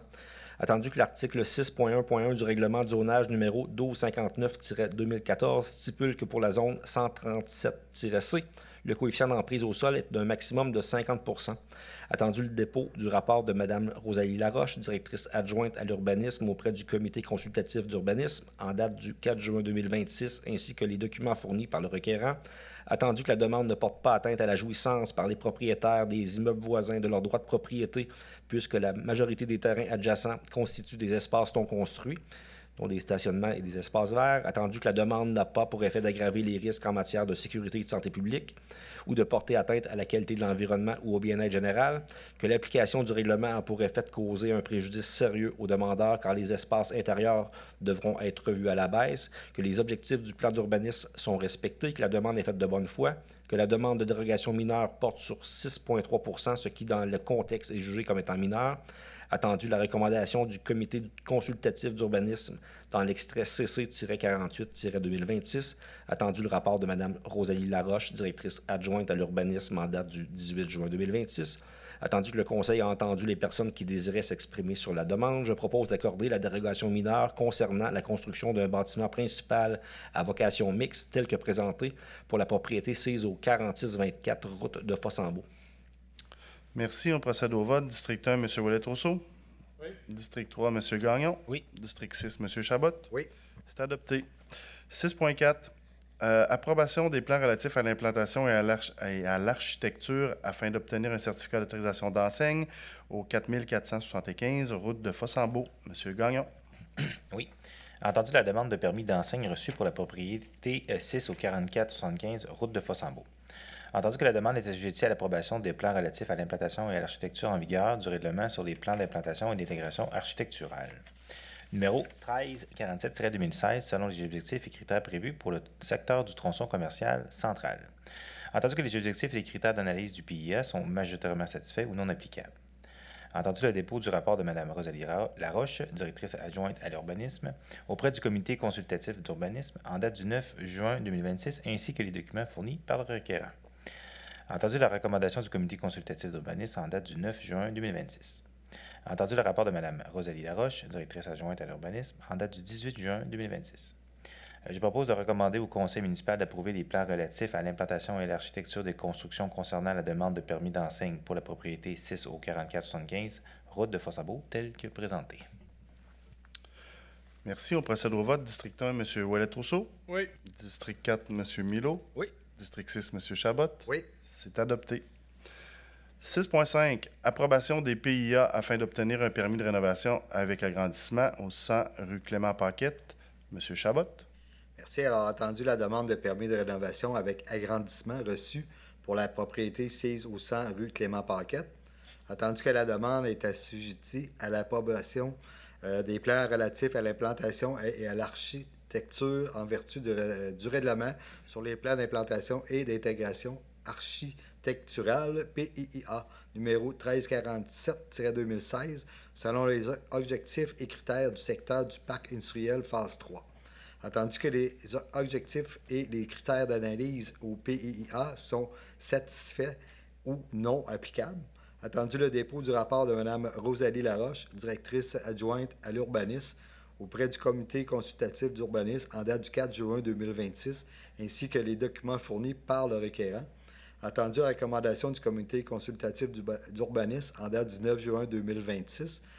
Attendu que les arbres et la pelouse prévus sur les plans datés du 23 avril 2021, signés par M. Jérôme Ouellet, ingénieur, devront être plantés avant la fin du permis de rénovation avec agrandissement dont la demande fait l'objet de la présente approbation des plans en vertu du règlement sur les PIA.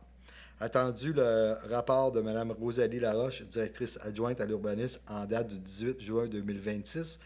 Alors, je propose d'approuver les plans relatifs à l'implantation de l'architecture des constructions concernant la demande de permis de rénovation et agrandissement pour la propriété sise au 100 rue Clément-Paquette, et également que les arbres et la pelouse, comme prévu sur les plans datés du 23 avril 2021 et signés par M.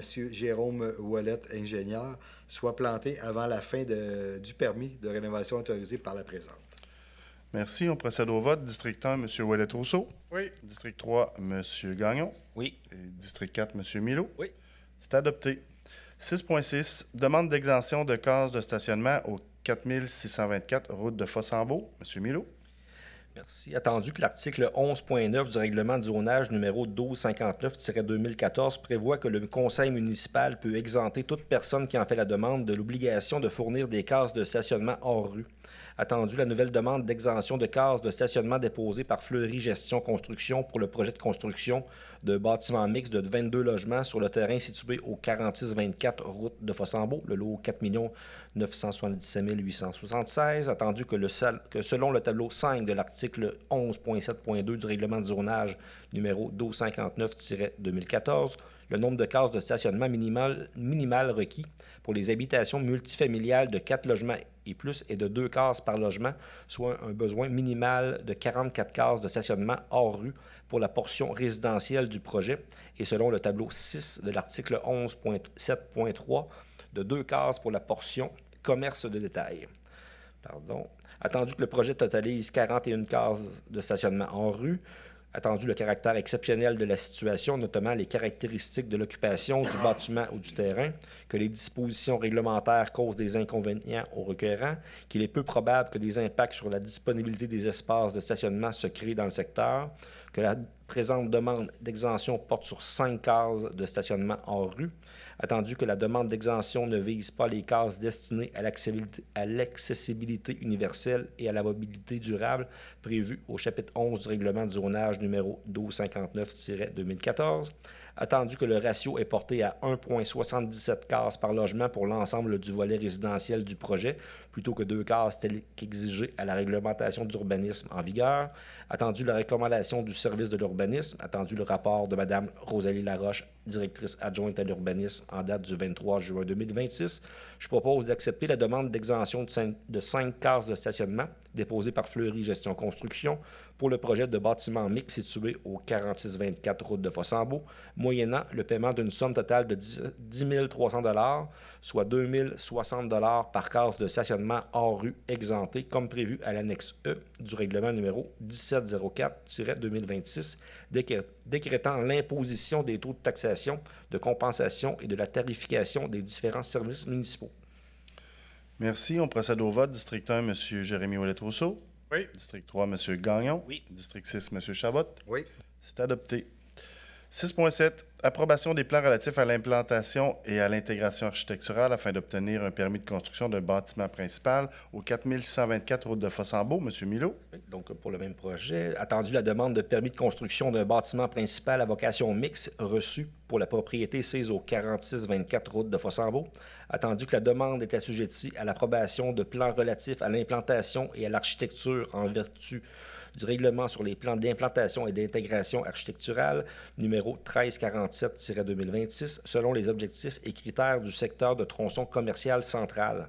Attendu que les objectifs et les critères d'analyse au PIIA sont majoritairement satisfaits ou non applicables, attendu le dépôt du rapport de Mme Rosalie Laroche, directrice adjointe à l'urbanisme auprès du comité consultatif d'urbanisme en date du 4 juin 2026, ainsi que les documents fournis par le requérant, attendu la recommandation du comité consultatif d'urbanisme en date du 4 juin 2026, attendu le rapport de Mme Rosalie Laroche, directrice adjointe à l'urbanisme en date du 18 juin 2026, je propose d'approuver les plans relatifs à l'implantation et à l'intégration architecturale des constructions pour la demande de permis de construction d'un bâtiment principal à vocation mixte pour la propriété sise au 4624 route de Fossambeau. Merci. On procède au vote. District 1, M. Ouellet-Rousseau. Oui. District 3, M. Gagnon. Oui. District 6, M. Chabot. Oui. C'est adopté. 6.8. Avis de motion concernant un règlement modifiant le règlement du zonage numéro 1259-2014 visant à créer la zone 166H à partir de la zone 55P et d'en préciser les usages et les normes. M. Chabot. Alors oui, par la présente, alors je donne qui sera adopté à une séance, je donne avis de motion, qui sera adopté à une séance ultérieure un règlement modifiant le règlement de zonage numéro 1259-2014 visant à créer une zone 166H à partir de la zone 55P et d'en préciser les usages et les normes. Ce projet vise à créer une nouvelle zone permettant la construction de résidences unifamiliales dans le secteur de la rue Laurier. Il prévoit également les usages et les constructions permis dans les cours ainsi que les normes d'implantation s'y attachant. Merci. 6.9. Adoption de l'avant-projet de règlement numéro APR-437-2026, modifiant le règlement de zonage numéro 1259-2014, visant à créer la zone 166H à partir de la zone 55P et d'en préciser les usages et les normes. Monsieur Chabot. Merci. Alors, attendu que la Fondation Édouard H., ci-après la Fondation, a fait d'un don d'un terrain à la ville le 31 mai 1995, situé dans le secteur du parc du Grand Héron. Attendu que le terrain donné doit être utilisé à des fins récréatives seulement. Attendu qu'une bande de terrain située sur la rue Laurier n'est toujours pas utilisée et que la Fondation a autorisé la vente de celle-ci sur les conditions que les bénéfices générés soient utilisés pour l'acquisition d'un terrain pour une utilisation à des fins récréatives. Attendu qu'une nouvelle zone doit être créée afin de permettre le lotissement et la construction résidentielle de cette bande de terrain. Attendu qu'il y a lieu de créer la zone 166H à même la zone 55P existante et de définir les usages et les normes. Attendu la recommandation du service de l'urbanisme. Alors, je propose que ce Conseil adopte le premier projet de règlement numéro APR 437-2026, modifiant le règlement de zonage numéro 1259-2014, visant à créer la zone 166H à partir de la zone 55P et d'en préciser les usages et les normes. Merci. On procède au vote. District 1, M. Ouellet-Rousseau. Oui. District 3, M. Gagnon. Oui. District 4, M. Milot. Oui. C'est adopté. 6.10. Avis de motion concernant un règlement modifiant le règlement de zonage numéro 1259-2014 visant à préciser les constructions et les aménagements permis dans les cours sur l'ensemble du territoire. Monsieur Chabot.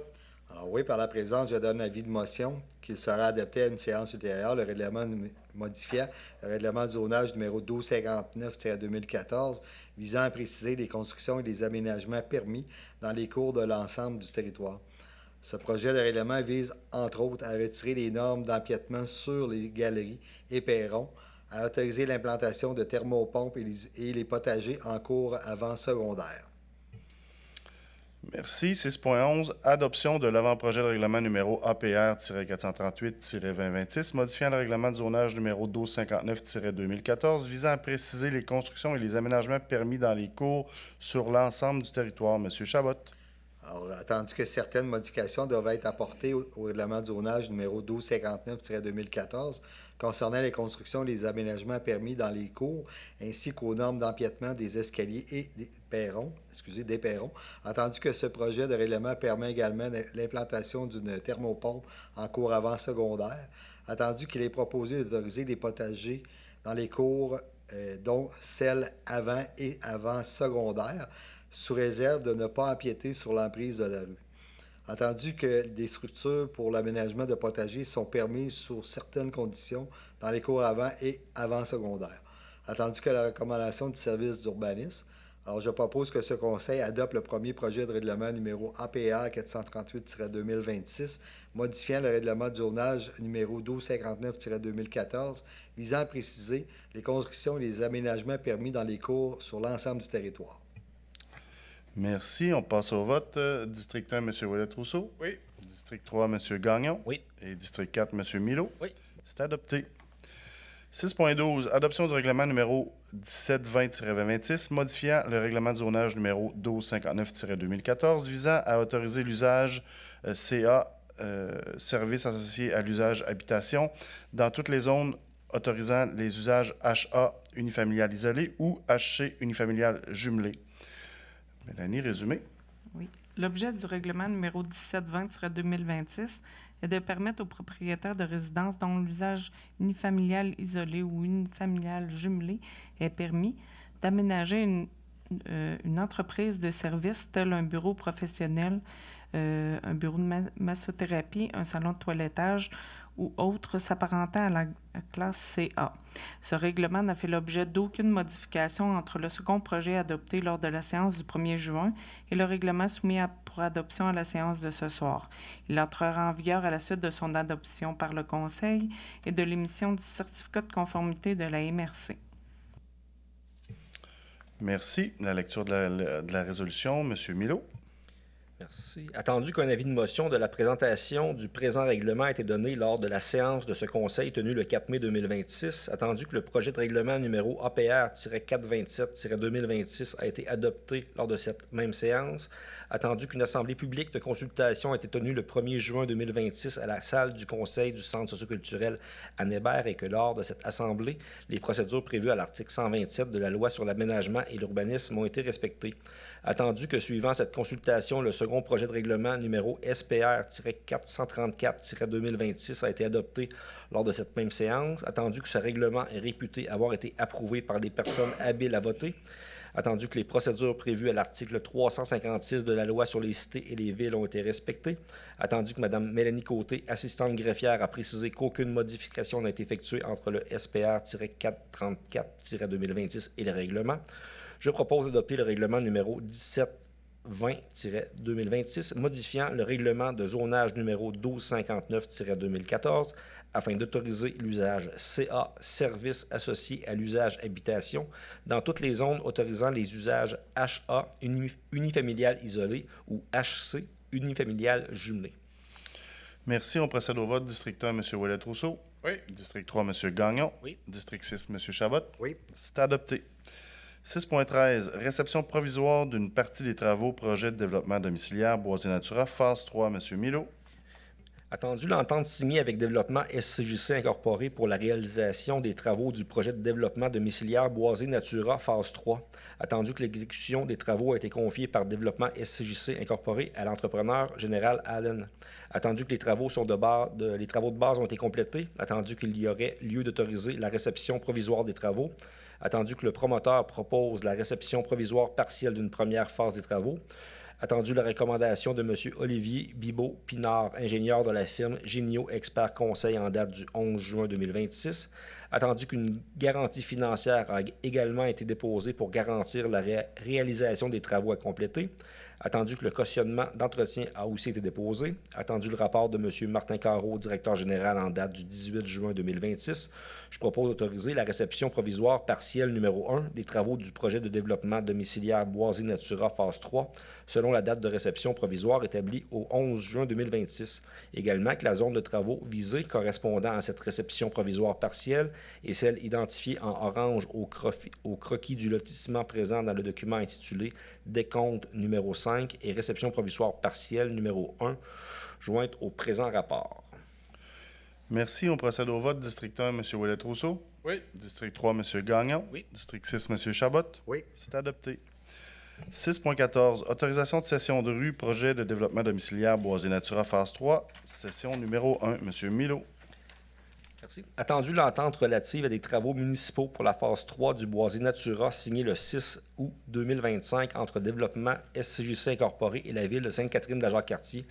Attendu que l'entente prévoit que dès que les travaux sont reçus de manière provisoire, le promoteur cède à la ville la rue et les servitudes requises. Attendu qu'une servitude de passage sera signée entre Développement SCJC Incorporé et la ville pour permettre le bouclage des rues. Attendu que les travaux ont été reçus partiellement de manière provisoire précédemment à la présente résolution, attendu que l'entreprise Développement SCJC Incorporé s'engage à céder à la Ville le lot numéro 6 703 393, attendu le rapport de M. Pascal Bérubé, directeur de l'urbanisme et de l'occupation du territoire en date du 26 juin 2026. Je propose que ce conseil autorise M. Mathieu Roberge, maire, et Mme Émilie Fleury, greffière et directrice des affaires juridiques, ou en son absence, Mme Mélanie Fleury, assistante greffière, à signer le contrat notarié pour la cession de la rue correspondant au lot 6 733 393 et de la servitude de passage sur une partie du lot 6 703 397 dans le cadre du projet de développement domiciliaire Boisé Natura phase 3, le tout selon les conditions décrites à l'entente précitée. Merci. On procède au vote. District 1, M. Ouellet-Rousseau. Oui. District 3, M. Gagnon. Oui. Et District 6, M. Chabot. Oui. C'est adopté. 7. Traitement des eaux. 7.1. Autorisation de paiement numéro 1. Reconstruction du poste d'égout Montcalm. Monsieur Gagnon. Oui, alors attendu l'avancement des travaux du projet de reconstruction du poste de pompage d'égout Montcalm et du remplacement d'une section de la conduite de refoulement décrétée par le règlement numéro 1698-2025. Entendu que le contrat a été octroyé à l'entreprise Construction Torco Incorporée par la résolution 076-2026. Entendu la recommandation de paiement de la firme Harpo Groupe Conseil en date du 3 juin 2026 pour les travaux exécutés au 31 mai 2026. Entendu le rapport de M. Simon Modulaire, chargé de projet, en date du 16 juin 2026. Je propose d'autoriser le paiement numéro 1 à l'entreprise Construction Torco Incorporée au montant de 179 735,72 $ représentant les travaux exécutés au 31 mai 2026, une retenue contractuelle de 10 % et l'ajout des taxes brutes. Également, d'imputer le montant du paiement numéro 1 au sous-projet 01 du projet 2025-1698 et une retenue contractuelle de 10 % au poste retenu contractuel. On procède au vote. District 1, M. Ouellet-Rousseau. Oui. District 4, M. Milo. Oui. District 6, M. Chabot. Oui. C'est adopté. 7.2. Autorisation de paiement numéro 2. Reconstruction du poste d'égout Montcalm. M. Gagnon. Oui, entendu l'avancement des travaux du projet de reconstruction du poste de pompage d'égout Montcalm et du remplacement d'une section de conduite de refoulement décrétée par le règlement numéro 1698-2025. Entendu que le contrat a été octroyé à l'entreprise Torco Incorporée par la résolution 076-2026. Entendu la recommandation de paiement reçue de la firme Harpo Groupe Conseil en date du 17 juin 2026 pour les travaux exécutés au 19 juin 2026.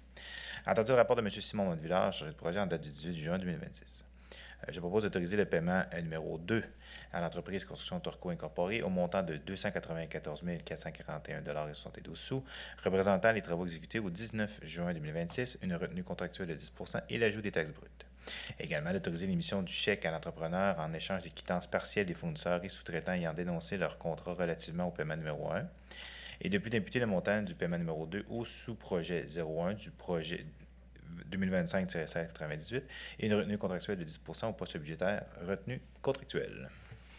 Merci. On procède au vote. District 1, M. Ouellet-Rousseau. Oui. District 4, M. Milo. Oui. District 6, M. Chabot. Oui. C'est adopté. 7.3. Amendement de la résolution numéro 251-2026, autorisation de dépenses et octroi de contrat, vidange des étangs aérés, bassins 2 et 3. M. Gagnon.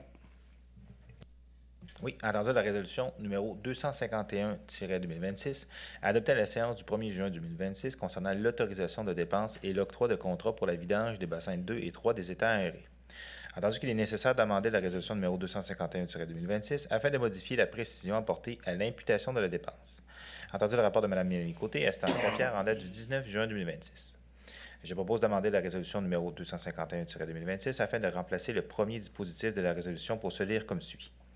Est résolu d'autoriser la dépense de 185 000 $ plus taxes pour permettre la vidange des bassins 2 et 3 aux étangs aérés et que cette somme soit imputée au poste budgétaire vidange des étangs après une appropriation du même montant de l'excédent de fonctionnement non affecté. Merci. On procède au vote. District 1, M. Ouellet-Rousseau. Oui. District 4, M. Milo. Oui. Et District 6, M. Chabot. Oui. C'est adopté. 8. Parc et bâtiments 8.1. Autorisation de dépenses, aménagement de sentier dans la tourbière de la Rivière-Noire, phase 1. M. Ouellet-Rousseau. Attendu que le programme triennal d'immobilisation 2026-2028 prévoit pour l'année 2026 un budget pour permettre la réalisation de la phase 1 du projet d'aménagement de sentier dans la tourbière de la Rivière-Noire sur un terrain appartenant à la ville, situé entre l'avenue des Catherines et la route des Érables. Attendu que le projet prévoit également l'aménagement d'un stationnement en gravier d'environ 18 cases sur le lot 6 509 778.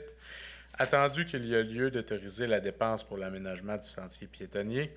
Attendu que le budget pour la construction du stationnement serait autorisé plus tard lorsque le plan d'aménagement du lot aura été complété par la firme mandatée. Attendu le rapport de M. Martin Carreau, directeur général, en date du 2 juillet 2026. Je propose d'autoriser une dépense de 31 320 $ taxe nette incluse pour permettre la phase 1 du projet d'aménagement de sentier dans la tourbière de la Rivière-Noire sur un terrain appartenant à la ville situé entre l'avenue des Catherines et la route des Érables. Également d'approprier la somme nécessaire de l'excédent de fonctionnement non affecté afin de créer un projet d'immobilisation. Merci. On procède au vote. District 3, M. Gagnon. Oui. District 4, M. Milo. Oui. District 6, M. Chabot. Oui. C'est adopté. 8.2. Octroi de contrat de gré à gré pour l'acquisition d'un chargeur compact à cabine fermée neuf muni d'un souffleur à neige. Monsieur Ouellet-Rousseau. Attendu que le conseil municipal a adopté le règlement numéro 1434-2018 concernant la gestion contractuelle comme prévu dans la loi sur les cités et villes. Attendu que le programme d'immobilisation 2026 prévoit l'achat d'un chargeur compact à cabine fermée neuf muni d'un souffleur à neige pour répondre aux besoins de la division Parcs et bâtiments des services techniques.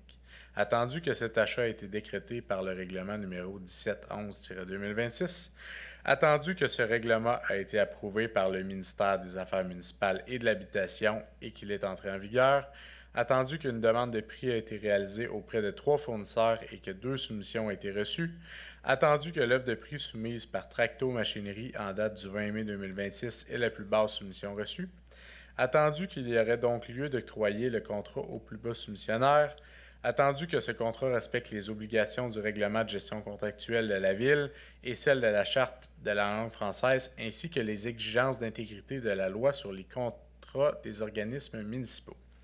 Attendu le rapport de M. Martin Carreau, directeur général, en date du 16 juin 2026. Je propose d'octroyer le contrat à la compagnie Tracto Machinerie pour l'acquisition d'un chargeur compact à cabine fermée neuf muni d'un souffleur à neige. Les détails du contrat apparaissent à la soumission transmise par l'entreprise en date du 20 mai 2026. Le coût du contrat est établi à 120 800 $ plus taxes et de plus d'imputer le montant de la dépense au règlement d'emprunt numéro 1711-2026 sous projet 03. Merci. On procède au vote. District 3, M. Gagnon. Oui. District 4, M. Milo. Oui. District 6, M. Chabot. Oui. C'est adopté. 9, Sécurité publique, 9.1, octroi d'un contrat de gré à gré pour le remplacement de la camionnette numéro 910 des officiers. M. Milo. Merci. Attendu que le règlement numéro 1710-2026 est entré en vigueur le 15 mai 2026. Attendu que le projet numéro 2 prévu au PTI pour l'année 2026 vise l'achat d'une camionnette de remplacement du véhicule des officiers numéro 910. Merci. Attendu que des améliorations seraient apportées aux 10 véhicules pour qu'ils puissent être utilisés pour les sauvetages nautiques et hors route, de même qu'à des fins de poste de commandement pour les incendies et les entraides. Attendu que le service de la sécurité publique a fait des demandes de prix auprès de 3 fournisseurs pour le remplacement de la camionnette numéro 910 des officiers. Attendu que le conseil municipal a adopté le règlement numéro 1434-2018 concernant la gestion contractuelle comme prévu dans la loi sur les cités et les villes.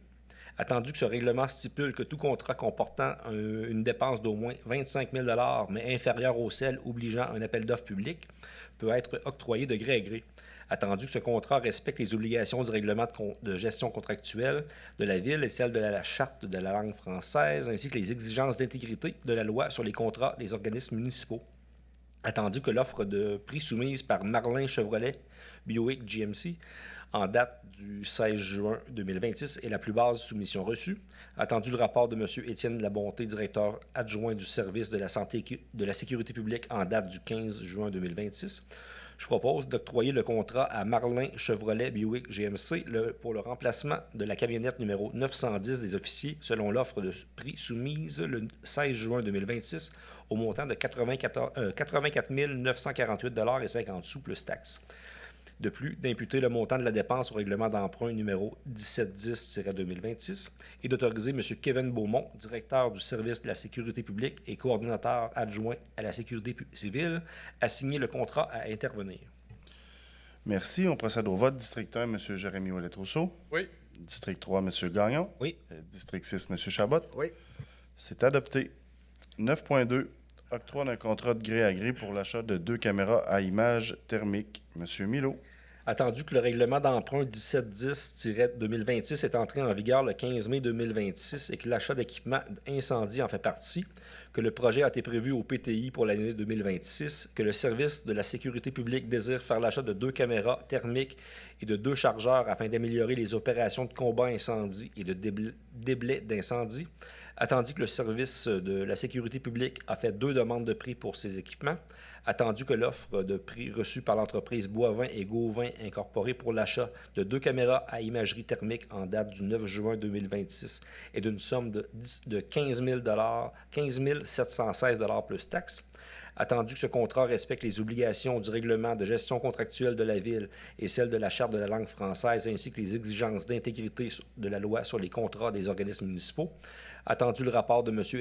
Étienne Labonté, directeur adjoint du service de la sécurité publique en date du 16 juin 2026, je propose d'octroyer le contrat pour l'achat de 2 caméras à imagerie thermique à l'entreprise Boivin et Gauvin Incorporée selon l'offre de prix déposée le 9 juin 2026 d'une somme de 15 716 $ plus taxes.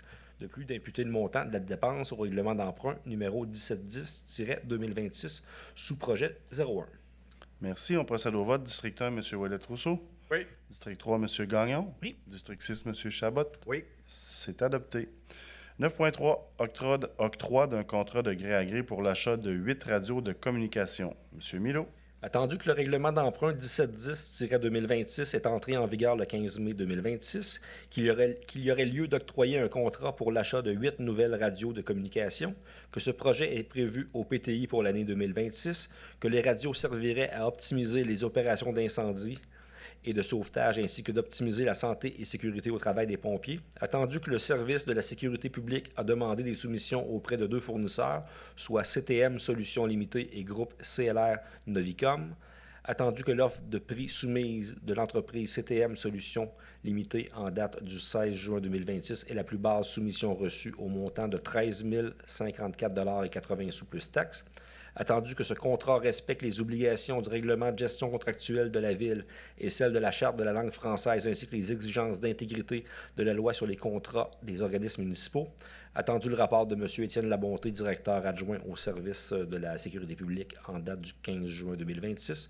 je propose d'octroyer le contrat à l'entreprise CTM Solutions Limitées pour l'achat de 8 radios de télécommunications selon l'offre de prix déposée le 16 juin 2026 au montant de 13 054,80 $ plus taxes et d'imputer le montant à la dépense au règlement d'emprunt numéro 1710-2026 sous projet 03 et finalement d'autoriser M. Kevin Beaumont, directeur du service de la sécurité publique et coordonnateur adjoint à la sécurité civile, à signer le contrat à intervenir. Merci. On procède au vote. District 1, M. Ouellet-Rousseau. Oui. District 3, M. Gagnon. Oui. District 6, M. Chabot. Oui. Adopté. 9.4. Autorisation de signature, entente intermunicipale d'entraide pour la protection contre l'incendie avec la ville de Pont-Rouge. M. Chabot. Merci. Alors, entendu que les villes de Pont-Rouge et Sainte-Catherine de la Jacques-Cartier désirent se prévaloir des dispositions des articles 468 et suivants de la loi sur les cités et villes, pour conclure une entente intermunicipale relative à la fourniture réciproque de services de protection contre l'incendie pour une durée d'1 an, se renouvelant automatiquement par une période successive de 1 an. Entendu que les parties désirent assurer à leur population un niveau optimal de protection contre l'incendie et de réponse plutôt aux situations d'urgence en mettant en commun, lorsque requis, leurs ressources humaines, matérielles et opérationnelles. Entendu que la présente entente vise à permettre la fourniture réciproque de services de protection contre l'incendie afin d'assurer une force de frappe adéquate lors de situations d'urgence, entendu que le projet d'entente a été soumis aux membres du conseil municipal préalablement à la présente séance afin qu'ils puissent en prendre connaissance, l'étudier et en évaluer le contenu en vue de son approbation. Entendu que le rapport de M. Martin Carreau, directeur général en date du 23 juin 2026, je propose que ce conseil autorise M. Mathieu Roberge, maire, et M. Martin Carreau, directeur général, à signer l'entente intermunicipale d'entraide pour la protection contre l'incendie avec la ville de Pont-Rouge pour une durée de 1 an, se renouvelant automatiquement par période successive de 1 an. Merci. On procède au vote. District 1, M. Ouellet-Rousseau. Oui. District 3, M. Gagnon. Oui. District 4, M. Milo. Oui. C'est approuvé. 9.5. Autorisation de signature entente intermunicipale d'entraide pour la protection contre l'incendie avec les villes de Saint-Raymond et de Saint-Basile. M. Chabot. Merci. Alors, entendu que les villes de Saint-Raymond, de Saint-Basile et de Sainte-Catherine de la Jacques-Cartier désirent se prévaloir des dispositions des articles 468 et suivant la loi sur les cités et villes, pour conclure une entente intermunicipale relative à la fourniture réciproque de services de protection contre les incendies. Attendu que les parties désirent assurer à leur population un niveau optimal de protection contre les incendies et les situations d'urgence en mettant en commun leurs requis, leurs ressources humaines, matérielles et opérationnelles. Entendu que la présente entente vise à permettre la fourniture réciproque de services de sécurité incendie afin d'assurer une force de frappe adéquate lors de situations d'urgence. Entendu que le projet d'entente a été soumis aux membres du conseil municipal préalablement par la présente séance afin qu'ils puissent en prendre connaissance, l'étudier et en évaluer le contenu en vue de son approbation. Entendu le rapport de M. Martin Carreau, directeur général en date du 23 juin 2026, je propose que ce conseil autorise M. Mathieu Roberge, maire, et M. Martin Carreau, directeur général, à signer l'entente intermunicipale d'entraide pour la protection contre l'incendie et avec les villes de Saint-Raymond et de Saint-Basile. Merci. On procède au vote. District 1, M. Ouellet-Rousseau. Oui. District 3, M. Gagnon. Oui. District 4, M. Milot. Oui. Merci. C'est adopté. 10. Sport, loisirs, culture et vie communautaire. 10.1. Amendement de la résolution numéro 262-2026. Autorisation de signature d'un contrat d'acquisition d'une œuvre d'art par donation. M. Gagnon. Oui. Entendu qu'il est nécessaire d'amender la résolution numéro 262-2026, adoptée à la séance du 1er juin 2026, concernant l'autorisation de signature d'un contrat d'acquisition d'une œuvre d'art par donation. Entendu que Mme Dorothée Boilard a fait don d'une toile lui appartenant. Entendu que Mme Boilard a signé une lettre identifiant la toile et mentionnant qu'elle en est propriétaire et en fait le don à la Ville. Entendu que cette lettre est signée de sa main et qu'il n'est pas nécessaire de conclure un contrat de donation en surplus avec la Ville. Entendu que cette toile a déjà été remise au service sport, loisirs, culture et vie communautaire. Entendu le rapport de Mme Mélanie Côté, assistante greffière en date du 19 juin 2026. Je propose d'amender la résolution numéro 262-2026 afin de modifier le titre pour le suivant. Entérinement, don d'une œuvre d'art à la Ville, et de modifier les dispositifs de la résolution afin de conserver uniquement le suivant. Est résolu d'accepter le don de l'œuvre intitulée Espoir et eau vive et de remercier Mme Dorothée Boilard pour le don de sa toile. Merci. On procède au vote. District 1, M. Ouellet-Rousseau. Oui. District 4, M. Milot. Oui. District 6, M. Chabot. Oui. C'est adopté. 10.2. Octroi d'un contrat de gré à gré pour la conception d'un parc signature au Boisé Natura. M. Ouellet-Rousseau. Attendu que le conseil municipal a adopté le règlement numéro 1434-2018 concernant la gestion contractuelle telle que prévue dans la loi sur les cités et villes. Attendu que ce règlement stipule que tout contrat comportant une dépense d'au moins 25 000 $ mais inférieure au seuil obligeant un appel d'offres public qui est de 139 000 $ peut être octroyé de gré à gré. Attendu que ce contrat respecte les obligations du règlement de gestion contractuelle de la Ville et celles de la Charte de la langue française, ainsi que les exigences d'intégrité de la loi sur les contrats des organismes municipaux. Attendu que l'offre de prix soumise par option aménagement en date du 12 juin 2026 est la plus basse soumission reçue. Attendu le rapport de M. Éric Gingras, directeur du service Sport, Loisirs, Culture et Vie communautaire en date du 18 juin 2026, je propose d'octroyer le contrat à option aménagement pour la conception d'un parc signature dans le quartier Boisé Natura selon l'offre de prix soumise le 12 juin 2026 au montant de 23 863 $ plus taxes. Également d'autoriser la dépense d'une somme de 5 000 $ taxe nette pour les relevés d'arpentage et de plus d'approprier le montant de la dépense du fonds de parc et terrain de jeu afin de créer un projet d'immobilisation. Merci. On procède au vote. District 3, excusez-moi, M. Gagnon. Oui. District 4, M. Milot. Oui. District 6, M. Chabot. Oui. C'est adopté. 10.3. Services, sport, loisirs, culture et vie communautaire. Transfert de petites caisses, M. Ouellet-Rousseau. Attendu que Mme Christine Delisle, adjointe administrative au service sport, loisirs, culture et vie communautaire, détenait 2 petites caisses, soit une de 250 $ et une autre de 100 $, ces dernières ayant été transférées en 2017 à la suite du départ de Mme Soulanges-Beaumont, attendu que Mme Delisle a quitté ses fonctions pour un départ à la retraite, attendu qu'il y a lieu d'assurer la continuité de la gestion des petites caisses au sein du service, attendu que Mme Julie Ménard a récemment été embauchée à titre d'adjointe administratif au service, attendu le rapport de M. Éric Gingras, directeur du service Sport, Loisirs, Culture et Vie communautaire en date du 16 juin 2026, je propose de redistribuer le montant des petites caisses afin d'attribuer une somme de 200 $ pour la petite caisse de Mme Julie Ménard, adjointe administratif au service, et une somme de 150 $ à Marlène Lachance, adjointe administrative à temps partiel au service. Merci. On procède au vote. District 3, M. Gagnon. Oui. District 4, M. Milot. Oui. District 6, M. Chabot. Oui. C'est adopté. 10.4. Demande d'avance de fonds pour événements Les Rendez-vous de la Rivière et le Festival du Citoyen. Excusez-moi, M. Ouellet-Rousseau. Attendu la tenue des événements prévus cet été, soit les Rendez-vous de la Rivière et le Festival du Citoyen, attendu qu'une petite caisse doit être préparée pour la gestion des bars qui seraient sur le site des événements, attendu le rapport de M.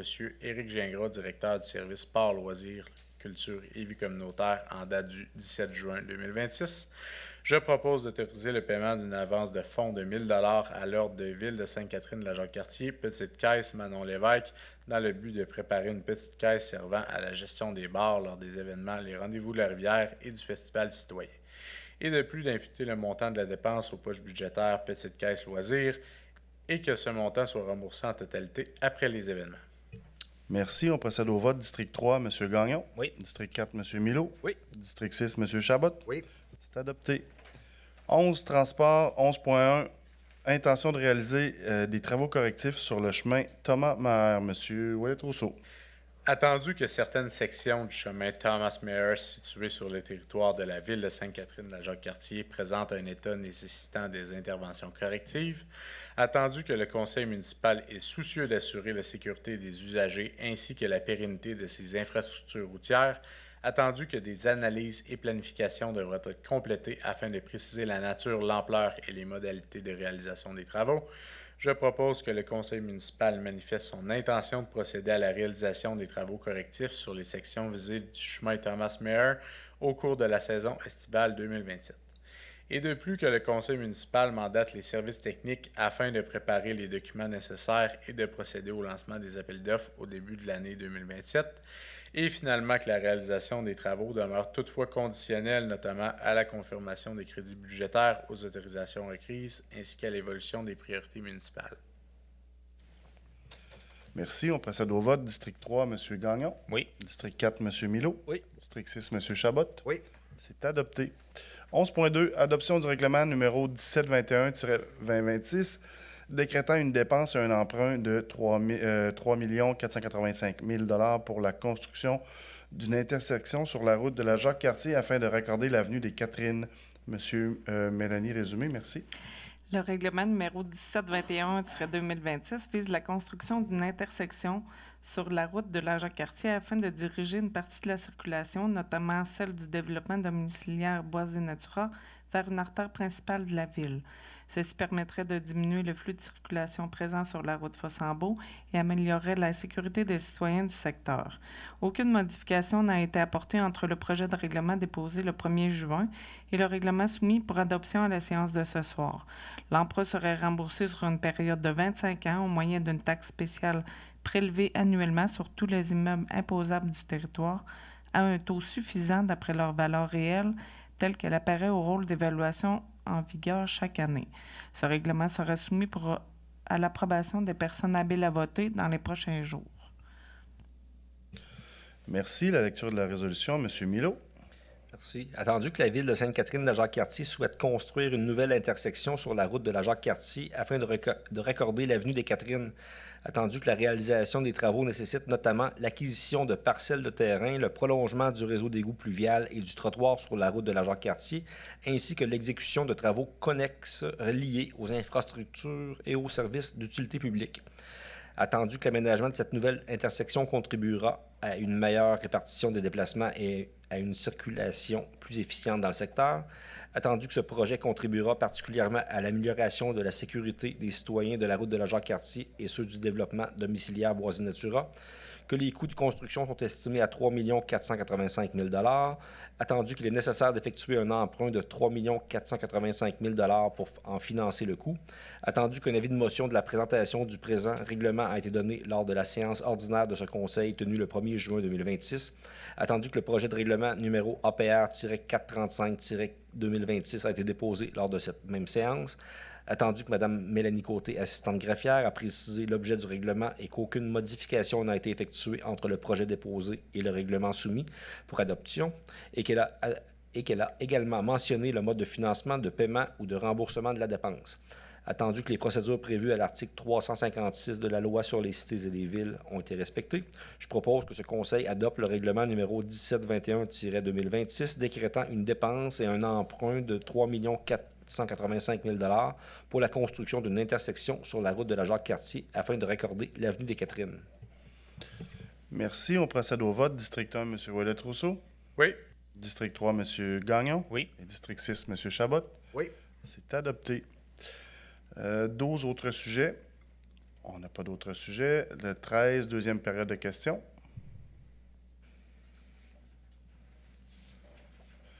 Parfait. Donc, juste avant de procéder à la clôture de la séance, j'aimerais rappeler à tous les citoyens et citoyennes de Sainte-Catherine-la-Jacques-Cartier que mercredi, le 8 juillet, cette semaine, on a les rendez-vous de la rivière qui débutent. Sachez que cet événement-là est fait pour vous. Si ma mémoire est bonne, ça commence à 18h30, donc on vous attend sur place. C'est un événement là, que le service sport, loisirs, culture et vie communautaire a travaillé très fort cette année. Donc, on s'attend à avoir une belle série de spectacles. Donc, au plaisir de vous y voir tout le monde. Messieurs, on passe au point 14, clôture de la séance. Monsieur Milot. Donc, je propose de clore la séance du lundi 6 juillet 2026 à 20h59. On procède au vote. District 1, M. Ouellet-Rousseau. Oui, bonne soirée. District 3, M. Gagnon. Oui, bonne soirée à vous tous. District 6, M. Chabot. Oui, bonne soirée également. Merci, c'est adopté.